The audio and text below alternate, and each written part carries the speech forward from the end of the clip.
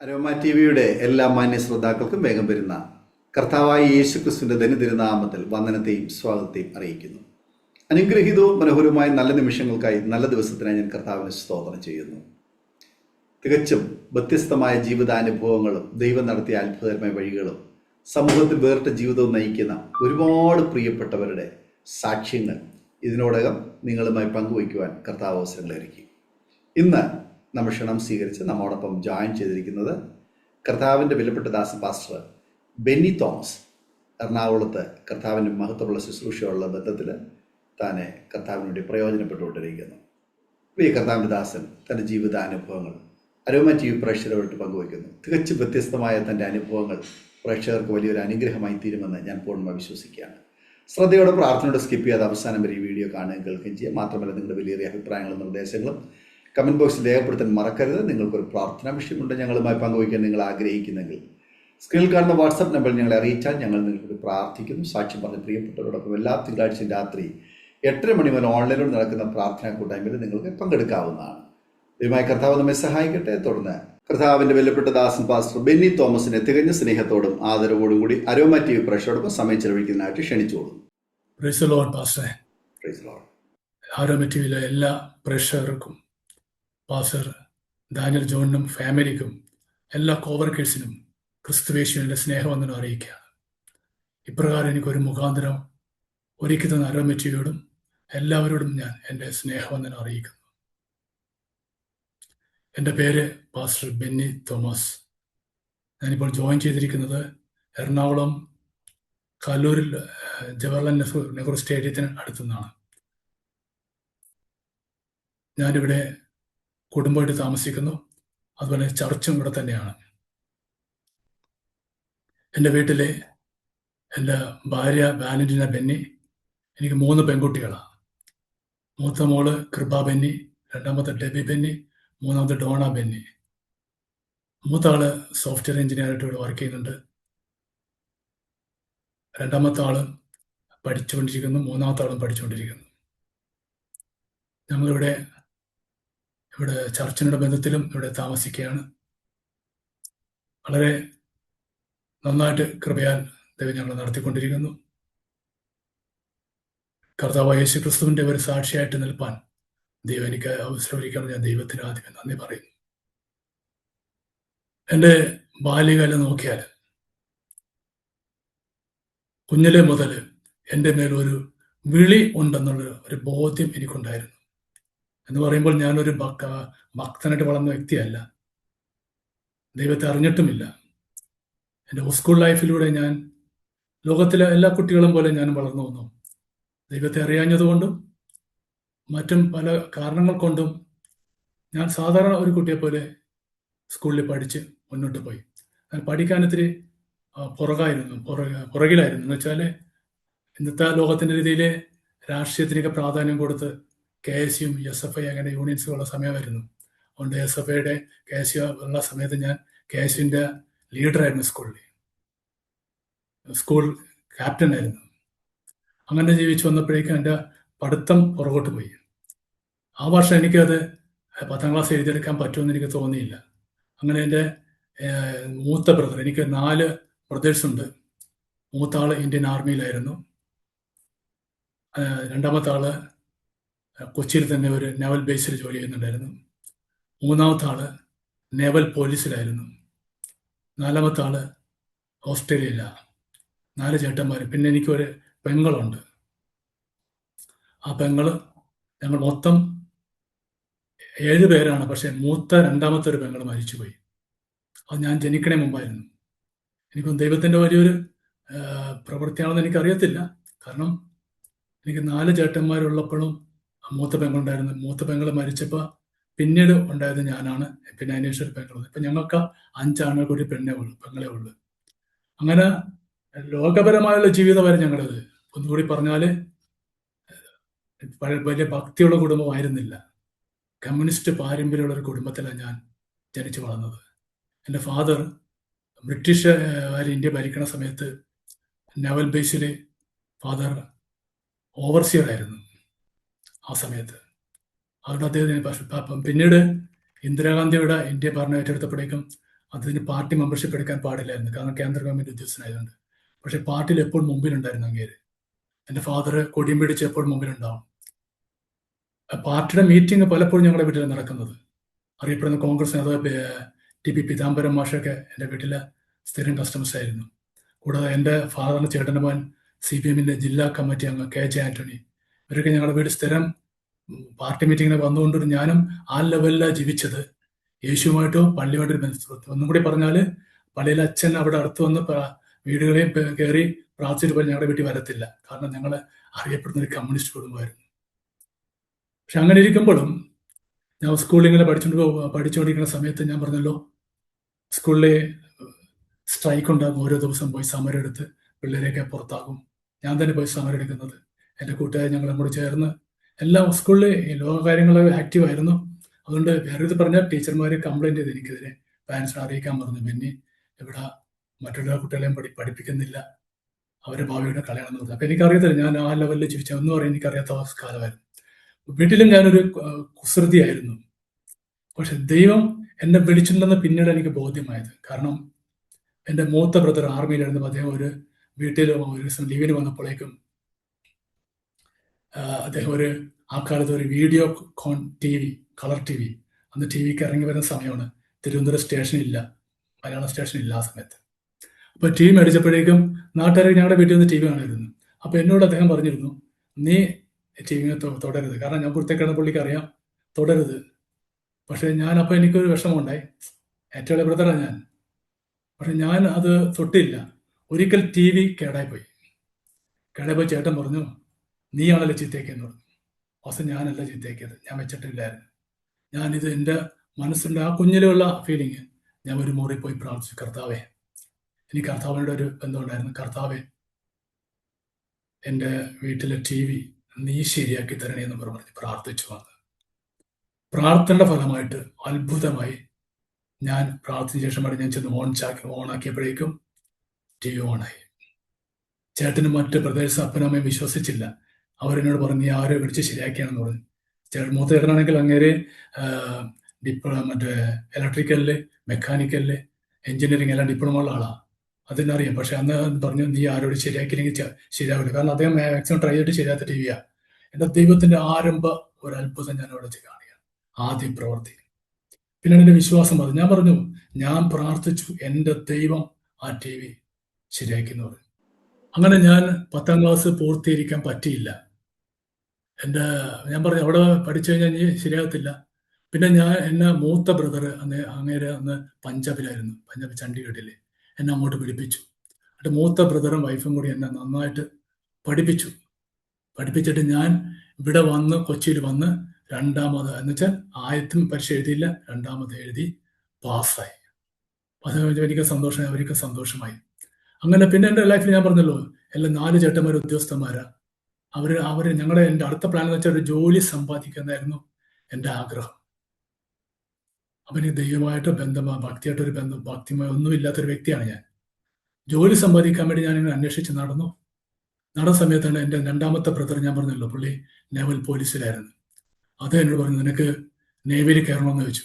ഞാൻ പറഞ്ഞു, എനിക്ക് നേവി കയറണം. അപ്പോൾ ആ റിട്ടേൺ ടെസ്റ്റ് ഉണ്ടെന്ന് പറഞ്ഞു. നീ എഴുതി പാസ്സാകുമോ? ഞാൻ പറഞ്ഞു, പാസ്സാകും. അങ്ങനെ ഞാൻ പരീക്ഷ എഴുതിയപ്പോൾ എനിക്ക് മാർക്ക് വളരെ കുറവായിരുന്നു. പ്രത്യേകിച്ച് മാത്സിന് ഞാൻ വീക്കായിരുന്നു. സയൻസിന് ഇംഗ്ലീഷ് നല്ല മാർക്ക് കിട്ടി, മാത്സ് വീക്കായിരുന്നു. എന്തോ വളരെ കുറവ് മാർക്കായതുകൊണ്ട് ഞാനത് പറയുന്നില്ല മാർക്ക്. അങ്ങനെ ആ മാർക്ക് കിട്ടിയപ്പോൾ ചേട്ടൻ പറഞ്ഞു, എനിക്ക് നാണക്കേടാണ്, ഇത്ര മാർക്ക് നിനക്ക് മാത്സിനുള്ളൂ, അതുകൊണ്ട് ഇനി എന്ത് ചെയ്യും? അങ്ങനെ ചേട്ടൻ നേരെ ബോംബെയിലേക്ക് ട്രാൻസ്ഫർ ആയി. അപ്പം അവിടെ ചെന്നിട്ട് പുള്ളി എന്നോട് പറഞ്ഞു, നീ ബോംബെയിലേക്ക് പോരാന്ന് പറഞ്ഞു. അങ്ങനെ ഞാൻ ബോംബെയിലേക്ക്, നിങ്ങൾക്ക് എന്നെ കുറിച്ച് ഭാരം, കാരണം ഇളയ മോനാണ് ഞാൻ, എന്നെങ്കിലും നേവിയിൽ കേട്ടൊന്നൊരു ആഗ്രഹമായിരുന്നു. അത് എന്നെ ബോംബെയിലേക്ക് വിളിപ്പിച്ചു. അപ്പോൾ അന്ന് പൂനെയിൽ എൻ്റെ മൂത്ത ബ്രദറും ഫാമിലി താമസിക്കുന്നുണ്ട്. അപ്പോൾ എൻ്റെ ചേട്ടൻ പറഞ്ഞു, നീ മൂത്ത ചേട്ടൻ്റെ അടുത്ത് താമസിച്ചോ, ബോംബെ പൂനെ 4 മണിക്കൂർ ഡിഫറൻസേ ഉള്ളൂ ബൈ ട്രെയിൻ. അപ്പം അങ്ങനെ നിൽക്കുമ്പോഴേക്കും ഞാൻ പൂനെ താമസിക്കുന്ന സമയത്ത് മൂത്ത ചേട്ടനും ചേർത്തി എന്നെ 10ാം ക്ലാസ് പാസ്സാക്കിയ അവർ തന്നെ എന്നെ വീണ്ടും നേവിയിലെ ടെസ്റ്റിന് വേണ്ടി പഠിപ്പിച്ചു, നന്നായിട്ട് പഠിപ്പിച്ചു. എന്നിട്ട് ഞാൻ ബോംബെയിൽ നേവിയിൽ ചെന്ന് INS കൊളാബയിൽ പോയിട്ട് ടെസ്റ്റ് എഴുതി, റിട്ടേൺ ടെസ്റ്റിൽ 2nd റാങ്ക് കൂടെ ഞാൻ പാസ്സായി. നെവൽ എൻട്രൻസിൽ. അപ്പോൾ അന്നുള്ള നെവൽ ഓഫീസർക്ക് എന്നെ വളരെ കൺഗ്രാജുലേഷൻ ചെയ്തു, ഇത്ര മാർക്ക് കിട്ടിയതിനൊക്കെ. ഫസ്റ്റ് റാങ്ക് വരുന്ന ഒരു ഒറീസക്കാരനായിരുന്നു. അങ്ങനെ എനിക്ക് ശരിക്കും പറഞ്ഞാൽ എനിക്ക് നേവി കിട്ടുന്ന ഒരു ഉറപ്പായി. കാരണം എന്നെ റെക്കമെൻഡ് ചെയ്തത് ഒരു നേവിയിലെ ക്യാപ്റ്റൻ ആയിരുന്നു, എൻ്റെ ചേട്ടൻ്റെ ഫ്രണ്ടാണ്. അതുകൊണ്ട് എനിക്ക് മെഡിക്കൽ ഫിസിക്കൽ ഓൾറെഡി ഞാൻ ഫിറ്റാണ്. പിന്നെ എല്ലാത്തിലും അവസാനം ട്രെയിനിങ്ങിന് വരെ എത്തി. ട്രെയിനിങ് ഒറീസ ചിലിക്ക എന്ന് പറഞ്ഞ സ്ഥലത്തേക്കാണ് ട്രെയിനിങ്. അവിടെ പോകാൻ വേണ്ടി തയ്യാറെടുക്കുന്ന സമയത്ത് എൻ്റെ ചേട്ടൻ വന്നിട്ട് പറഞ്ഞു, എടാ നിന്നെപ്പോലെ ഒരു അൺലക്ക് വേറെ ആരുമില്ല. ഞാൻ ചോദിച്ചാൽ എന്താ ചേട്ടാ, ഫിസിക്കൽ മെഡിക്കൽ അല്ല, നിന്റെ SSLC ബുക്കിൽ 3 മാസം ഏജ് ഓവറായിട്ട് കിടക്കണം എന്ന് പറഞ്ഞു. അത് കാരണം ഉണ്ടായിരുന്നു. കാരണം ഞാൻ ടെസ്റ്റ് എഴുതിയത് മാർച്ചിലാണ്. ആദ്യത്തെ ടെസ്റ്റ് നടക്കേണ്ടത് ഡിസംബറിലായിരുന്നു. അപ്പോൾ അന്ന് എൻ്റെ ഡേറ്റ് ഓഫ് ബർത്ത് ജനുവരിയിലാണ്. ഡിസംബറിലായെങ്കിൽ ഞാൻ ടെസ്റ്റ് ചെയ്തെങ്കിൽ എനിക്കത് ബാധിക്കില്ലായിരുന്നു. ആ സമയത്ത് ക്വസ്റ്റ്യൻ ചോർന്ന് പോയിട്ട് ടെസ്റ്റ് മാറ്റി വെച്ചു. അതുകൊണ്ട് എൻ്റെ ഏജ് 3 മാസം ഓവറായി പോയി. എന്നോട് ചേട്ടൻ ഇങ്ങനെ പറഞ്ഞു, എടാ ഷിപ്പ് യാർഡില്ല പോർട്ടസിലാണെങ്കിൽ കൊടി പിടിക്കാം, ഇവിടെ ഒരു പണി നടക്കത്തില്ല, നീ നാട്ടിലേക്ക് ഉടനെ ട്രെയിൻ കയറി പോയിക്കൊള്ളാൻ പറഞ്ഞു. വളരെ വിഷമമാണ്. കാരണം ആ സമയത്ത് എനിക്കുണ്ട സംഭവം എന്ന് വെച്ചാൽ, ഞാൻ അവിടെ ബോംബെയിൽ ടെസ്റ്റ് ചെയ്യുന്ന സമയത്ത് ചേട്ടൻ എന്നെ കൊളാബയിൽ ഒരു സ്ഥലത്ത് താമസിപ്പിച്ച് കുറച്ച് നാളത്തേക്ക്. എൻ്റെ അങ്കിള് ബോംബെയിലുണ്ടായിരുന്നു. അദ്ദേഹം സാന്റക്രൂസിലെ ഒരു ഭാരത് വർക്ക്ഷോപ്പ് എന്നൊരു വർക്ക്ഷോപ്പ് നടത്തിക്കൊണ്ടിരിക്കുകയായിരുന്നു. അതിൻ്റെ വീട്ടിൽ ഞാൻ താമസിച്ചിട്ട് അവരെല്ലാവരും കത്തോലിക്കല്ല. ആ സമയത്ത് ഞാൻ ടെസ്റ്റിന് പോകുമ്പോഴൊക്കെ അവിടെ രൂപമൊക്കെ ഇരിക്കണം, രൂപമൊക്കെ തുടച്ച് ക്ലീനാക്കി മെഴുതിലെത്തിച്ച് പ്രാർത്ഥിച്ച് ടെസ്റ്റിന് പോകണം ഓരോ പ്രാവശ്യവും. അപ്പൊ അങ്ങനെ പോയിക്കൊണ്ടിരിക്കുന്ന സമയത്ത് എൻ്റെ കൂടെ നേവിയിൽ ടെസ്റ്റ് വന്ന വേറൊരു ബ്രദർ ഉണ്ടായിരുന്നു. അദ്ദേഹം മാവേലിക്കരക്കാരനാണ്. പുള്ളി എന്നോട് ഒരു ദിവസം സൺഡേ വന്നപ്പോഴേക്കും എന്നോട് പറഞ്ഞു, പിന്നെ നാളെ സൺഡേ ആണ്, നമുക്ക് പ്രാർത്ഥനയ്ക്ക് പള്ളിയിൽ പോകണമെന്ന്. ഞാൻ പറഞ്ഞു പള്ളിയിൽ പോകണം. അങ്ങനെ പുള്ളി പറഞ്ഞു ഞങ്ങളുടെ പള്ളിയിൽ പോകാമെന്ന് ചോദിച്ചു. ഞാൻ പറഞ്ഞു ഓക്കെ എന്ന് പറഞ്ഞു. അങ്ങനെ ഞാൻ ചോദിച്ചാൽ പള്ളി വരാൻ പറഞ്ഞു. ഞായറാഴ്ച ഞങ്ങൾ രണ്ടും കൂടി പള്ളിയിൽ പോയപ്പോൾ വീട്ടിൽ റെയിൽവേ സ്റ്റേഷൻ കഴിഞ്ഞ് പോയപ്പോഴും ഞാൻ പള്ളി എവിടെ, കാരണം ഞാൻ കത്തോലിക്കനാണ്. അപ്പൊ അദ്ദേഹം പറഞ്ഞു, ബെന്നി വാ എൻ്റെ കൂടെ വാ, ഞാൻ പള്ളി കാണിച്ചിരുന്നു. നേരെ ചെന്നത് ഒരു സ്കൂളിലേക്കാണ്. ഞാൻ ആദ്യമായിട്ട് കാണും ഒരു സ്കൂളിൽ ഒരു ഡെസ്ക് ബെഞ്ചൊക്കെ നിരത്തിയിട്ടുണ്ട്. അവിടെ ചുവന്ന വേദപുസ്തകവും പിടിച്ചുകൊണ്ട് കുറെ ചെറുപ്പക്കാർ, ആണുങ്ങൾ പെണ്ണുങ്ങൾ, വെള്ള സാരിയും വെള്ള ബ്ലൗസും അല്ല വെള്ള ഷർട്ടും പാൻസും കിട്ടും നിൽക്കുന്നുണ്ട്. ഞാൻ പറഞ്ഞു ഇതാണ് പള്ളി. ഇതാണ് ഞങ്ങളുടെ പള്ളി എന്ന് പറഞ്ഞു. എനിക്ക് വാസ്തവത്തിൽ അത് കണ്ടിട്ട് ഒരു തൃപ്തി തോന്നില്ല. പിന്നെ അവിടെ ഞാൻ ചെല്ലുമ്പോൾ ആരാണ് തുടങ്ങിയ സമയത്ത് ഞാൻ ലാസ്റ്റ് ബെഞ്ചിൽ പോയിരുന്നു. അവിടെ ക്ലോക്കിലാണ് എന്നെ മുഴുവൻ കണ്ടു. അപ്പൊ ഞാനോട് ചോദിച്ചു എത്ര മണിക്ക് തീരും? 1 മണിക്ക് തീരുമെന്ന് പറഞ്ഞു. അങ്ങനെ ഞാൻ സത്യം പറഞ്ഞാൽ എൻ്റെ അകത്തൊരു വടംവലിയായിരുന്നു. ഇറങ്ങി പോകണമെന്ന്. കാരണം ഞാൻ ആദ്യമായിട്ടാണ് ഈ പ്രാർത്ഥന സംബന്ധിക്കണം. ഇറങ്ങി പോകണോ വേണ്ടോ എന്ന് എനിക്കറിയത്തില്ല. അപ്പൊ അവനും ബുദ്ധിമുട്ടാവുമല്ലോ എന്ന് കരുതിയിട്ട് അവൻ എനിക്ക് തിരിച്ചു പോകാനും അവനും വേണം എനിക്ക്. കാരണം വഴി എനിക്ക് അത്ര പിടുത്തവുമില്ല. നേവി നിറയെ ഞാൻ താമസിക്കണം. അങ്ങനെ ഞാൻ അവിടെ ചെന്നപ്പോൾ ഒരു കണക്കിന് 1 മണിയായി എത്തിപ്പിച്ചെന്ന് വരെ പറയാം. അപ്പോഴേക്കും അവരൊന്ന് പരിചയപ്പെട്ട് എനിക്ക് പ്രൈസറോടൊക്കെ പറഞ്ഞു. ഞാനും അവരുടെ സന്തോഷത്തോടെ പെരുമാറി. ശേഷം ഞാൻ വന്നിട്ട് വീണ്ടും ടെസ്റ്റ് ഉണ്ടായിരുന്നു, മൺഡേ ടെസ്റ്റ് ഉണ്ടായിരുന്നു. അപ്പൊ എനിക്കറിയില്ല, സത്യം പറഞ്ഞാൽ ആ ആരാധനയിൽ എന്നെ ദൈവം കണ്ടു. പിന്നെ അദ്ദേഹം എന്നെ 3 പ്രാവശ്യം മീറ്റിങ്ങിന് അവിടെയായിട്ട് വിളിച്ചു. അവിടേക്ക് ഞാൻ പോയി മീറ്റിംഗിൽ അറ്റൻഡ് ചെയ്തു. തിരിച്ച് അങ്ങനെയൊക്കെ സംഭവിച്ചിട്ടുണ്ടായിരുന്നു. അതിനുശേഷമാണ് ഈ ചേട്ടൻ വന്നിട്ട് പറഞ്ഞടാ, നീ എന്തൊരു അൺലക്കിയാടാ, നിനക്ക് ഇത്രയും ചെയ്തു തന്നില്ലേ, ഒരു നേവിയിലെ ക്യാപ്റ്റൻ നിന്നെ റെക്കമെൻഡ് ചെയ്തു, ഇതൊക്കെ ഞാൻ നിനക്കും ട്രൈ ചെയ്തു, നിന്നെ കൊച്ചിയിൽ വെച്ച് എഴുതിച്ച് ഇവിടെ കൊണ്ടുവന്ന്, പക്ഷെ നിന്റെ ഒരു ഭാഗ്യക്കേടാ. ഇത് കേട്ടപ്പോൾ ഞാൻ ആകെ ഡിപ്രസ്ഡായി, നിരാശപ്പെട്ട് ഞാൻ അവിടെ നിന്ന് ബോംബെയിൽ നിന്ന് കൊച്ചിയിലേക്ക് ട്രെയിൻ കയറി വന്നത് നേരെ കൊച്ചിൻ കോളേജിന് മുമ്പിൽ ഒരു ജോത്സ്യനുണ്ടായിരുന്നു, കേശവ ഭട്ടന്നയുടെ പേര്. അങ്ങനെ അടുത്തേക്ക് ചെന്നു. എനിക്ക് അത്രയ്ക്ക് ഞാൻ തകർന്നു. കാരണം ഇത്രയും വരെ എത്തിയ ട്രെയിനിങ് സമയം വരെ എല്ലാം ഫിക്സ് ചെയ്ത് പോകാൻ റെഡി ആയിട്ടിരിക്കുന്ന സമയത്താണ് ഇങ്ങനെ ഒരു ട്രാജഡി ലൈഫിൽ ഉണ്ടാകുന്നത്. നേരെ കേശവ ഭട്ടിൻ്റെ അടുത്ത് എന്നിട്ട് ചോദിച്ചു. ഞാൻ പറഞ്ഞു എനിക്കിങ്ങനെ സംഭവം ഉണ്ട്, അപ്പൊ എനിക്കൊരു ജോലി കിട്ടുമെന്ന് ചോദിച്ചു. അപ്പൊ അങ്ങേര് പറഞ്ഞു പേരെന്ന്. ഞാൻ പറഞ്ഞു ബെന്നി. നാളെ നടന്നു ചോദിച്ചു. അന്ന് ആരൊക്കെ പറഞ്ഞാൽ കേട്ടിട്ടുണ്ട് ചോദ്യം നാളെന്ന് ഞാൻ പറഞ്ഞു. അപ്പൊ അങ്ങനെ കുറെ കബഡി നിർത്തിയിട്ട് പറഞ്ഞു ചോദ്യ നക്ഷത്രമാണ്, പക്ഷെ 25ാമത്തെ വയസ്സിലെ ജോലി കിട്ടുള്ളൂ എന്ന് പറഞ്ഞു. അന്ന് എനിക്ക് 20 വയസ്സേ ഉള്ളൂ. അത് കേട്ടപ്പോൾ എനിക്ക് വിഷമം. 25 വർഷം വരെ ഞാൻ ഇങ്ങനെ തള്ളി നീക്കും. എൻ്റെ ഒറ്റ ലക്ഷ്യം ഒരു ജോലിയാണ്. കാരണം ഞാൻ ചേട്ടന്മാരെല്ലാവരും ഓരോ ലെവലില്ല. അപ്പോൾ ഇങ്ങനെ വന്നപ്പോഴേക്കും ഞാൻ ചിലപ്പോൾ തന്നെ ആ ജ്യോത്സ്യം പറഞ്ഞത് വിശ്വസിച്ചിട്ട് ഞാൻ പിറ്റേ ആഴ്ച മുതൽ മലയാള മനോരമയിൽ MT വാകത്താൻ എന്ന് പറയുന്ന ഒരു ജ്യോത്സ്യക്കുറിപ്പ്, അദ്ദേഹം എഴുതിയ ജ്യോത്സ്യക്കുറിപ്പുണ്ട്. ആ കുറിപ്പ് നോക്കിയാണ് ഞാൻ പിന്നീട് യാത്ര ചെയ്യുന്നത്. അപ്പോൾ ആ ചോദ്യ നക്ഷത്രക്കാരിയിൽ എഴുതിയിട്ടുണ്ട് ഈ ആഴ്ചയിൽ നിങ്ങൾക്ക് യാത്ര ചെയ്താൽ ഗുണമുണ്ടാകും, സമ്പത്ത് വർദ്ധിക്കും. ഇത് കേൾക്കുമ്പോൾ ഞാൻ ആഴ്ചയിൽ യാത്ര ചെയ്യും. എനിക്കറിയാം, അത് ഞാൻ പൂർണ്ണമായിട്ട് വിശ്വസിച്ച് ഞാൻ ആ നക്ഷത്രഫലത്തെ പൂർണ്ണമായിട്ട് വിശ്വസിച്ചു. ഒരാഴ്ച നക്ഷത്രഫലം നോക്കി ഞാൻ ജീവിച്ചു. പക്ഷെ എനിക്ക് ജോലി കിട്ടിയില്ല. ഞാൻ അങ്ങനെ കൂടുതൽ ഭക്തിയോടെ ജീവിക്കാൻ തുടങ്ങി. ഞാൻ പറഞ്ഞല്ലോ, വീട്ടുകാർ ഒരു ജോലിക്ക് അന്വേഷിക്കാൻ പറയുമ്പോൾ ഞാൻ ജോലിക്കല്ല, ബൈബിൾ ഇങ്ങനെ വായിച്ച് വായിച്ച് പഠിച്ചുകൊണ്ടിരുന്നു.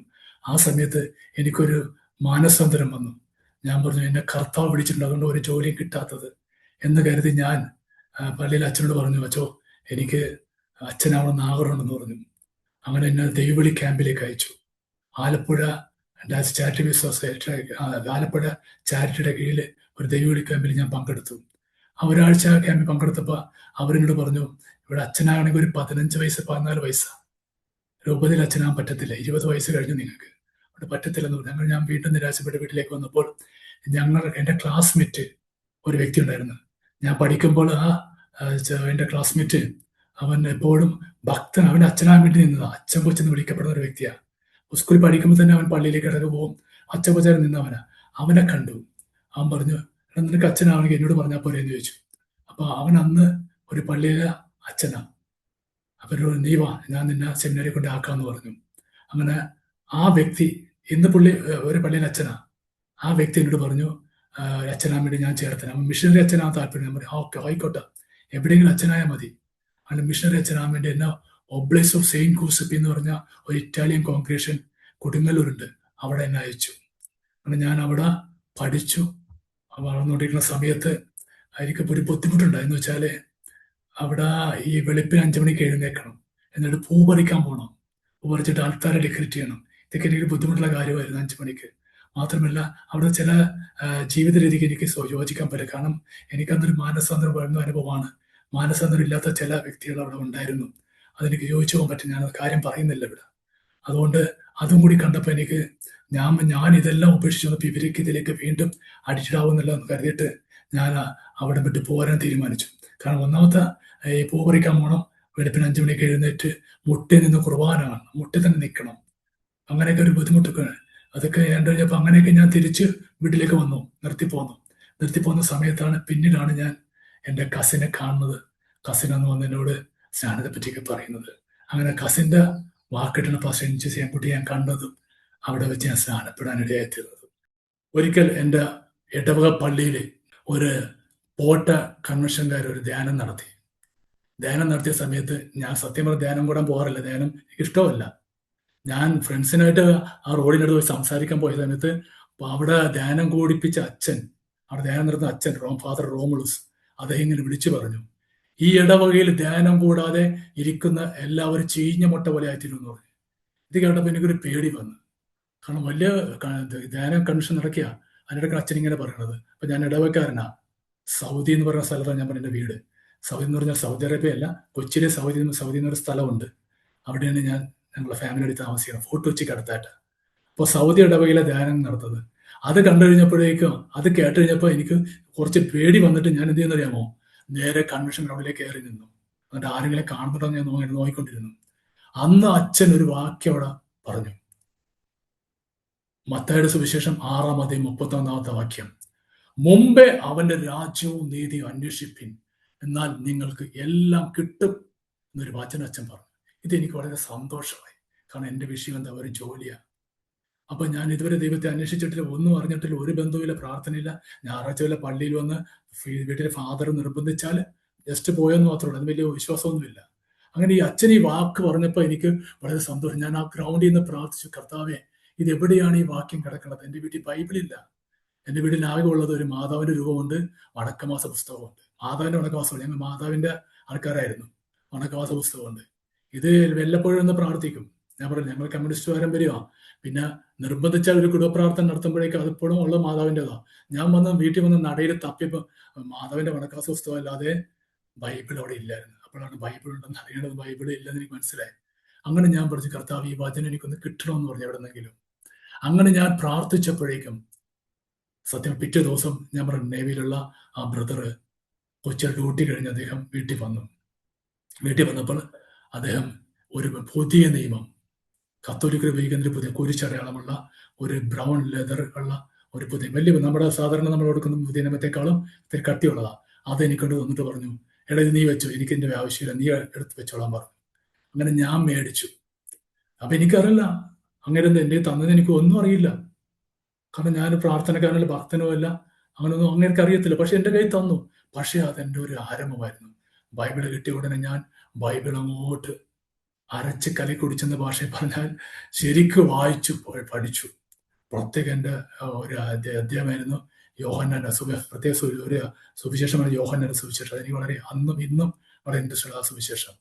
അന്ന് ഞാൻ ബൈബിള് പുതിയ നിയമം കംപ്ലീറ്റ് വായിച്ചപ്പോൾ ആദ്യം ഈ വാക്യം കണ്ടുപിടിച്ചു ഞാൻ. അപ്പോഴാണ് മത്തായിയുടെ സുവിശേഷം 6:31 വാക്യം മനസ്സിലായത്. പിന്നെ ഞാൻ എന്ത് ചെയ്ത്, കർത്താവ് അങ്ങനെ പറഞ്ഞിട്ടുണ്ട്, അതുകൊണ്ട് ഞാൻ എന്ത് ചെയ്ത് ഭക്തിയിലേക്ക് വരാൻ തുടങ്ങി, പള്ളിയിൽ പോകാൻ തുടങ്ങി. മാത്രമല്ല പള്ളിയിലെ കാറ്റക്കിസം ക്ലാസ്സിലെ ടീച്ചറായി, കാറ്റക്കിസം പഠിപ്പിക്കാൻ തുടങ്ങി.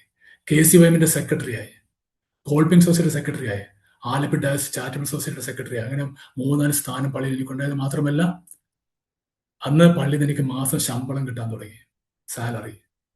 ഒരു സൊസൈറ്റി സെക്രട്ടറി ഞാനും അവിടുത്തെ വികാരച്ചോട് ചേർന്ന് ബാങ്കോ മറ്റേ സ്റ്റേറ്റ് ബാങ്കിൽ ഞങ്ങളൊരു അക്കൗണ്ട് ഓപ്പൺ ചെയ്തിട്ട് അവിടെയുള്ള മത്സ്യത്തൊഴിലാളിക്ക് എല്ലാവർക്കും വഞ്ചിമലയൊക്കെ മേടിക്കാനുള്ള ലോൺ ഏർപ്പെടുത്തി കൊടുത്തു. അപ്പോൾ എല്ലാവരും ഈ പൈസ വന്നിട്ട് തരുമായിരുന്നു. അങ്ങനെ സെക്രട്ടറി ആയിട്ട് എനിക്ക് മാസ വരുമാനം തുടങ്ങി. വർഷങ്ങൾ ഞാനങ്ങനെ 1-2 വർഷം ഞാനങ്ങനെ പ്രവർത്തിച്ചു പോകുന്ന സമയത്ത് ഞാൻ പറഞ്ഞല്ലോ, ആ സമയത്ത് എൻ്റെ നേവിയുടെ വിഷയം കഴിഞ്ഞു. ഞാനിപ്പോൾ ജോലി അന്വേഷിക്കുന്ന സമയത്ത് ഞാൻ കൂടുതൽ ഭക്തിയുടെ പ്രാർത്ഥന, കരിസ്മാറ്റിക് പ്രാർത്ഥനയ്ക്ക് പോകാൻ തുടങ്ങി. കൊച്ചിയിൽ അറിയപ്പെടുന്ന ഒരു പ്രാർത്ഥന ഗ്രൂപ്പിൽ ഞാൻ അംഗമായി. മാത്രമല്ല പോട്ടയിലേക്ക് അവിടെയുള്ള കുറെ ആൾക്കാരെ ഒരു സ്കൂൾ ബസ് എടുത്ത് മദ്യപാനികളെ എല്ലാ പാപം ചെയ്യുന്നവരേക്കും കയറ്റിക്കൊണ്ട് ഞാൻ പോട്ടയിൽ കൊണ്ടുപോയിരുന്നു. എൻ്റെ റിസ്കിൽ വചനോത്സവ മാസിക ഞാൻ വരുത്തിയിട്ട് അനേകർക്ക് വിതരണം ചെയ്യുമായിരുന്നു. അങ്ങനെയൊക്കെ ഞാൻ ജീവിച്ച സമയത്ത് വീണ്ടും പോപ്പുലർ മിഷന്റെ ധ്യാനം പള്ളിയിൽ വെച്ച സമയത്ത് ഞാൻ അന്ന് പള്ളിയിൽ വലിയ സ്ഥാനം എനിക്ക്. അപ്പൊ അച്ഛന്മാർ വന്നപ്പോൾ എൻ്റെ വീട്ടിലേക്ക് ഞാൻ കൊണ്ടുപോയി. കാരണം വെച്ചാൽ അന്ന് പള്ളിയിൽ അറിയപ്പെടുന്ന ഒരു വ്യക്തിയാണ് ഞാൻ. അച്ഛന്മാർ ധ്യാനത്തിൽ വന്നപ്പോഴേക്കും എൻ്റെ വീട്ടിൽ വന്ന് കയറിട്ട് പോകുന്നത്. 2-3 അച്ഛന്മാർ വീട്ടിലേക്ക് വന്നപ്പോൾ ഞാൻ സാധാരണ അച്ഛന്മാർ വീട്ടിൽ നിന്ന് എല്ലാവരും ചെയ്യുന്ന പോലെ ഞാൻ എളുപ്പം എന്ത് ചെയ്ത് മാതാവിന്റെ മുമ്പിൽ കൊണ്ടിട്ട് 2 മെഴുതിരി കത്തിച്ച് ഇട്ട് അച്ഛനോട് പറഞ്ഞു. അപ്പൊ അച്ഛൻ പറഞ്ഞു, ആദ്യം മെഴുതിരി കെടുത്താൻ പറഞ്ഞു. എനിക്ക് വളരെ വിഷമമായി.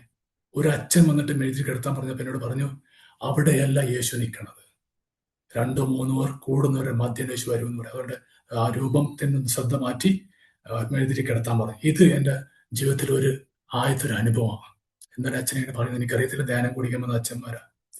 അന്ന് ധ്യാനം നടത്തിയപ്പോഴേക്കും അവര് ഓപ്പൺ ആയിട്ട് പറഞ്ഞു, വിഗ്രഹാരാധന പാടില്ല, അന്യദൈവങ്ങളെ വിളിക്കാൻ പറ്റില്ല, യേശുവിനെ മാത്രമേ ആശ്രയിക്കാൻ പാടുള്ളൂ, മാതാവല്ല, മറ്റു പുണ്യാളന്മാരല്ല, യേശു മാത്രം ദൈവം അച്ഛന്മാരോട് പ്രസംഗിച്ചു, പോട്ടൽ അച്ഛന്മാര്.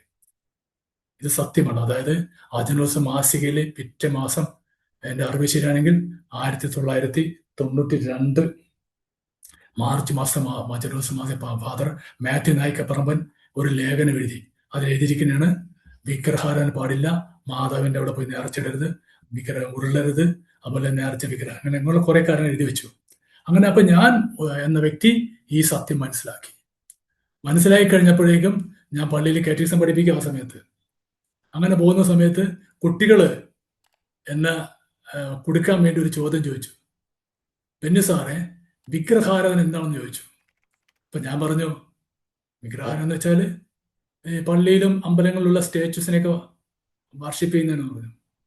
അപ്പൊ പള്ളിയിലെ രൂപങ്ങള് വിഗ്രഹമാണോ എന്നോട് അടുത്ത ചോദ്യം. ഞാൻ പറഞ്ഞു വിഗ്രഹം ഒരു സംശയമില്ലെന്ന് പറഞ്ഞു. അങ്ങനെ ഇരിക്കുമ്പോഴേക്കും ഈ പിള്ളേർ നിന്ന് അച്ഛൻ്റെ ന്യൂസ് കൊടുത്ത്, പിന്നെ അടുത്തൊരു ചോദ്യം എന്നോട് ചോദിക്കുന്നത്, മരിച്ചതിന് ശേഷം പ്രാർത്ഥിച്ച ഫലം ഉണ്ടാവും ബെന്നി സാറേ. ഞാൻ പറഞ്ഞു, മരിച്ചതിന് ശേഷം പ്രാർത്ഥിച്ച ഒരു ഗുണമില്ല, ജീവിച്ചിരിക്കുമ്പോൾ ദൈവത്തിന് പ്രസാദമുള്ളത് ചെയ്താൽ നാം എത്തേണ്ട സ്ഥലത്തെത്തും. അത് പറഞ്ഞതും ഈ പിള്ളേർ ചെന്ന് അച്ഛന് ന്യൂസ് കൊടുത്ത്, അച്ഛൻ എനിക്കൊരു നോട്ടീസ് കൊടുത്ത് വിട്ടു. ഞാൻ കാറ്റക്കിസം പഠിച്ച് വീട്ടിൽ വന്നപ്പോൾ കപ്പേര് നോട്ടീസോട് വീട്ടിൽ വന്നു. ബെന്നി സാർ അച്ഛന് വന്ന് കാണണമെന്ന് പറഞ്ഞു. ഒരു ഇംഗ്ലീഷിൽ ഇങ്ങനെ എഴുതി വെച്ചു, Benny you are catechist, I appointed you but you are teaching against Catholic doctrines എന്ന് പറഞ്ഞൊരു ലെറ്റർ കൊടുത്തു വിട്ടു. ഞാനത് വായിച്ചിട്ട് ഞാൻ ഉടനെ അച്ഛൻ്റെ അടുത്ത് ചെന്നു. അച്ഛൻ എന്നോട് ചോദിക്കുക, ബെന്നി പൊന്തക്കോസാണെന്ന് വെച്ചു. നമ്മൾ പൊന്തക്കോസോ?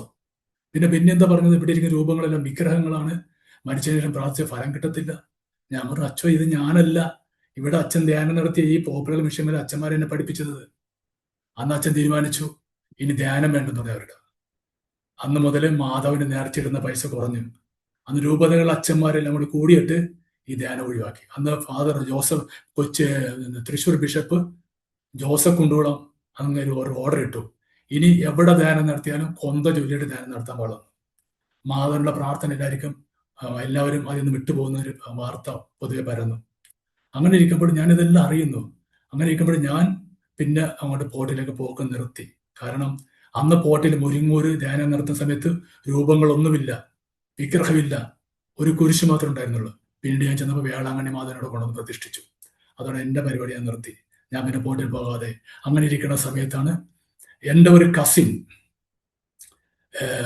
മാമംഗലം, അതിപ്പോൾ ഞാൻ ഇപ്പോൾ താമസിക്കുന്നിടത്ത് മാമംഗലം, പാലഘട്ടത്തിനടുത്ത് മാമംഗലം പള്ളിയിലെ എന്നെ പോലെ ഒരു കരസ്മെറ്റിക് ബിലീവറായിരുന്നു.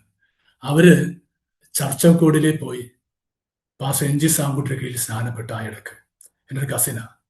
അവര് അവിടെ പോയി സ്നാനപ്പെട്ട ശേഷമായിട്ട് അപ്പൊ ഞാൻ കരസ്മെറ്റിക്കാന്ന് അവർക്കറിയാം, അവരും കരസ്മെറ്റിക്കാ. അപ്പൊ അവരിടയ്ക്ക് എൻ്റെ വീട്ടിൽ വരാൻ ഞാൻ അവരുടെ വീട്ടിൽ പോകും. ഒരു ദിവസം അവർ എന്നോട് വന്നിട്ട് പറഞ്ഞു, എടാ ഏട്ടാ തന്നെ വിളിക്കും, എടാ ബെന്നി നീ സ്നാനപ്പെട്ടാണോ? നമ്മൾ സ്നാനപ്പെടാനോ? അല്ല. എടാ സ്നാനപ്പെട്ടിട്ട് സ്വർഗത്തിൽ പോകാൻ പറ്റൂല. നമ്മൾ കൊച്ചിലെ കൊണ്ട് എന്നെ സ്നാനപ്പെടുത്തിയതല്ലേ, പിന്നെന്തിനാ? അല്ല, സ്നാനപ്പെടണമെന്ന് പറയുന്നത് കുഞ്ഞായിരിക്കുമ്പോഴല്ല, വിശ്വാസ സ്നാനം എന്ന പേര്. നിനക്ക് ഓർമ്മ വെച്ചിട്ട് വന്ന് സ്നാനപ്പെടണം, അതാണ് യഥാർത്ഥ സ്നാനമെന്ന് എന്നെ ആ സഹോദരി പഠിപ്പിച്ചു.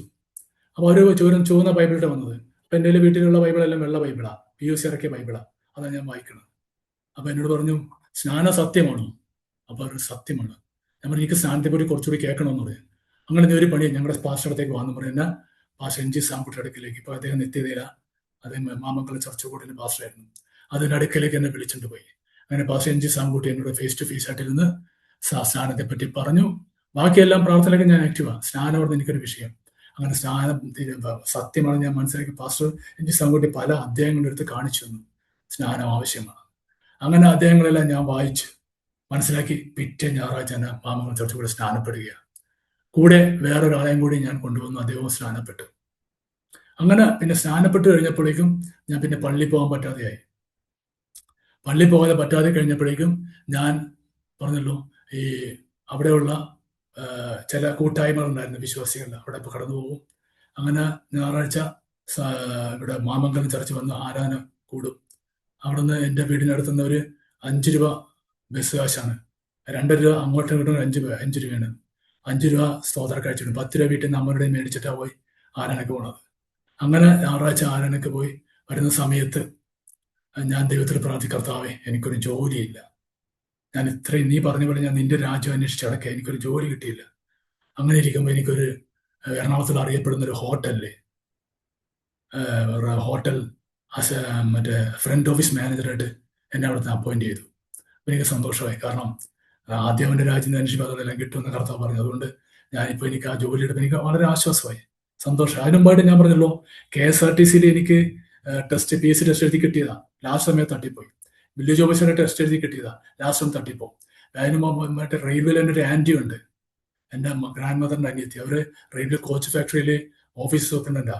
അന്ന് ഇന്ദിരാഗാന്ധി ചെന്നൈയിൽ വന്നാൽ അവരെ കാണാതെ പോകത്തില്ല, അത്ര ഹോൾഡുള്ളവരാ. എൻ്റെ ആൻറ്റി, എൻ്റെ ഗ്രാൻഡ് മദറിൻ്റെ അനിയത്തിയാണ്. അവര് അവിടെ ഉണ്ട്. അപ്പൊ അവരോട് ഒരു എൻ്റെ അമ്മ പറഞ്ഞു, ഇവനൊരു ജോലി മേടിച്ചു കൊടുക്കണമെന്ന് പറഞ്ഞു. അപ്പൊ ആ ആൻറ്റി പറഞ്ഞു, അവിടെ ഇവർ ചെന്നൈയിലേക്ക് വരാൻ പറഞ്ഞു. അങ്ങനെ ഞാൻ ഇവിടെ നിന്ന് ചെന്നൈയിലേക്ക് എന്നിട്ട് അവരെന്നോട് പറഞ്ഞു, നീ വരുമ്പോൾ എംപ്ലോയ്മെന്റ് കാർഡ് ചെന്നൈയിലേക്ക് ട്രാൻസ്ഫർ ചെയ്തിട്ട് വരാമെന്ന് പറഞ്ഞു. അങ്ങനെ ഞാൻ ഈ കാർഡ് ട്രാൻസ്ഫർ ആക്കാൻ വേണ്ടി 1 വർഷത്തോളം ഞാൻ ആ എംപ്ലോയ്മെന്റ് ഓഫീസർ കുട്ടനെന്നതിന്റെ പേര് അദ്ദേഹത്തെ പോയി കണ്ട് അദ്ദേഹം ട്രാൻസ്ഫർ ആക്കൂടെ. ഇങ്ങനെ ഓരോ റീസൺ പറഞ്ഞ നീട്ടി 1 വർഷം കഴിഞ്ഞു. അങ്ങനെ ലാസ്റ്റ് ആയിട്ട് അദ്ദേഹം ട്രാൻസ്ഫർ ആക്കാൻ പറഞ്ഞപ്പോൾ ഞാൻ ട്രാൻസ്ഫർ ആയ ശേഷം കൂടി ഞാൻ ചെന്നൈയിലേക്ക് ചെന്നപ്പോൾ എൻ്റെ ഗ്രാൻഡ് മദർ റിട്ടയർ ആയിപ്പോയി. ഇവിടെ ഒരാഴ്ച മുതൽ എനിക്ക് വരായിരുന്നില്ല. എന്നോട് ചോദിച്ചു. ഞാൻ പറഞ്ഞു, ആൻറ്റി എനിക്ക് കാർഡ് ട്രാൻസ്ഫർ ആക്കാൻ എംപ്ലോയ്മെന്റ് ഓഫീസർ താല്പര്യം കാണിച്ചില്ല. അപ്പൊ അവര് പറഞ്ഞു, ഒരു പണി നോക്കട്ടെ, ഞാൻ നിന്നെ കിട്ടുമോ നോക്കട്ടെ എന്ന് പറഞ്ഞു. അങ്ങനെ അവർ മാക്സിമം ട്രൈ. പക്ഷേ റിട്ടയർഡ് എംപ്ലോയി ആയതുകൊണ്ട് പഴയ ഹോൾഡ് അവർക്കില്ലായിരുന്നു. അങ്ങനെ ഞാൻ മഞ്ഞപ്പിത്തം പിടിച്ച് നാട്ടിലേക്ക് പോന്നു. അവിടെ നിന്ന് ചെന്നൈയിൽ നിന്ന് വീട്ടിൽ വന്ന് ഹോസ്പിറ്റലിൽ കിടന്നിട്ട് ഞാൻ പറഞ്ഞല്ലോ, ആ സമയത്തൊക്കെ ഞാൻ പറഞ്ഞില്ല, വിശ്വാസി വന്നിട്ടില്ല. അതിനുശേഷമാണ് ഞാൻ വിശ്വാസി സ്ഥാനപ്പെട്ടതിന് ശേഷമായിട്ട് ഞാൻ കൂട്ടായ്മ പോയപ്പോൾ ഈ ഹോട്ടലിൽ ജോലി കിട്ടിയിരുന്നു. അങ്ങനെ ഈ KSRTC village officer, railway, navy, police, എനിക്ക് പോലീസിന് സെലക്ഷൻ കിട്ടിയതാണ്. പാസ്സായി. 5 സ്പോർട്സ് ഐറ്റത്തിൽ 2 കിട്ടിയുള്ളൂ, 3 കിട്ടിയില്ല. അവിടെ അതും പോയി. അപ്പൊ ലാസ്റ്റാണ് എനിക്ക് ഇങ്ങനെ വിശ്വാസത്തിൽ വന്നപ്പോ ദൈവത്തെ അന്വേഷിക്കാൻ തുടങ്ങിയപ്പോഴേക്കും ജോലി കിട്ടിയത്. അപ്പോൾ ആ ജോലിക്ക് വേണ്ടി ഞാൻ ട്രൈ ചെയ്തു. ആ ഹോട്ടലിൽ ഞാൻ കയറി ഞാൻ പോകുന്ന സമയത്ത് ഞാൻ ആരാധിക്കുന്ന ചർച്ചിലെ ഒരു 2 അച്ഛന്മാര് സ്നാനപ്പെട്ടു. നിങ്ങൾ അറിയാം, പ്രസിദ്ധരായ കർത്താവിൽ father George Mathew Puthuppally, father Marcin J Moraes, ഇവര് ഞങ്ങളുടെ ചർച്ചിലായിരുന്നു. അവര് രണ്ടുപേരും സ്നാനപ്പെട്ടത് ഞാൻ സ്നാനപ്പെട്ടതിന് ശേഷമുള്ള ചില മാസങ്ങൾക്ക് ശേഷമാണ്. ജോർജ് മാത്യു പുതുപ്പള്ളി അച്ഛനെ ഫാമിലിയെ എൻ്റെ കസിനാണ് വീട്ടിൽ താമസിപ്പിച്ചത്. അപ്പൊ അച്ഛനോട് നല്ലൊരു ബന്ധം എനിക്കുണ്ടായിരുന്നു. എൻ്റെ കസിൻ്റെ വീട്ടിൽ പോകുമ്പോൾ അച്ഛനെ കാണും. അങ്ങനെ പോകുന്ന സമയത്ത് വേറൊരു അച്ഛൻ്റെ ഒരു കസിൻ അവിടെ ഉണ്ടായിരുന്നു. അദ്ദേഹം കാസിനോ ഹോട്ടലിലെ മാനേജറായിരുന്നു. അദ്ദേഹം എന്നോട് പറഞ്ഞു, ബെന്നിക്ക് വേണമെങ്കിൽ ഞാൻ കാസിനോ ഹോട്ടലിലെ മാനേജറായിട്ട് കയറ്റാന്ന് പറഞ്ഞു. അന്ന് ഇവിടുത്തെ അറിയപ്പെടുന്ന വലിയൊരു ഹോട്ടലാണ് കാസിനോ ഹോട്ടൽ. ഫ്ലൈറ്റ് ഫുഡെല്ലാം അവരാണ് കൊടുക്കുന്നത് ഫ്ലൈറ്റിലേക്ക്.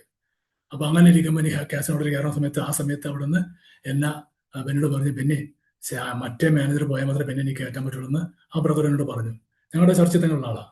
എളുപ്പം ആ സമയത്ത് അദ്ദേഹം ഒരു ദിവസം എന്നോട് പറഞ്ഞു, ബെന്നി മൂന്നാറിലൊരു വേക്കൻസി ഉണ്ട്, മൂന്നാറിലൊരു ഹോട്ടലിൽ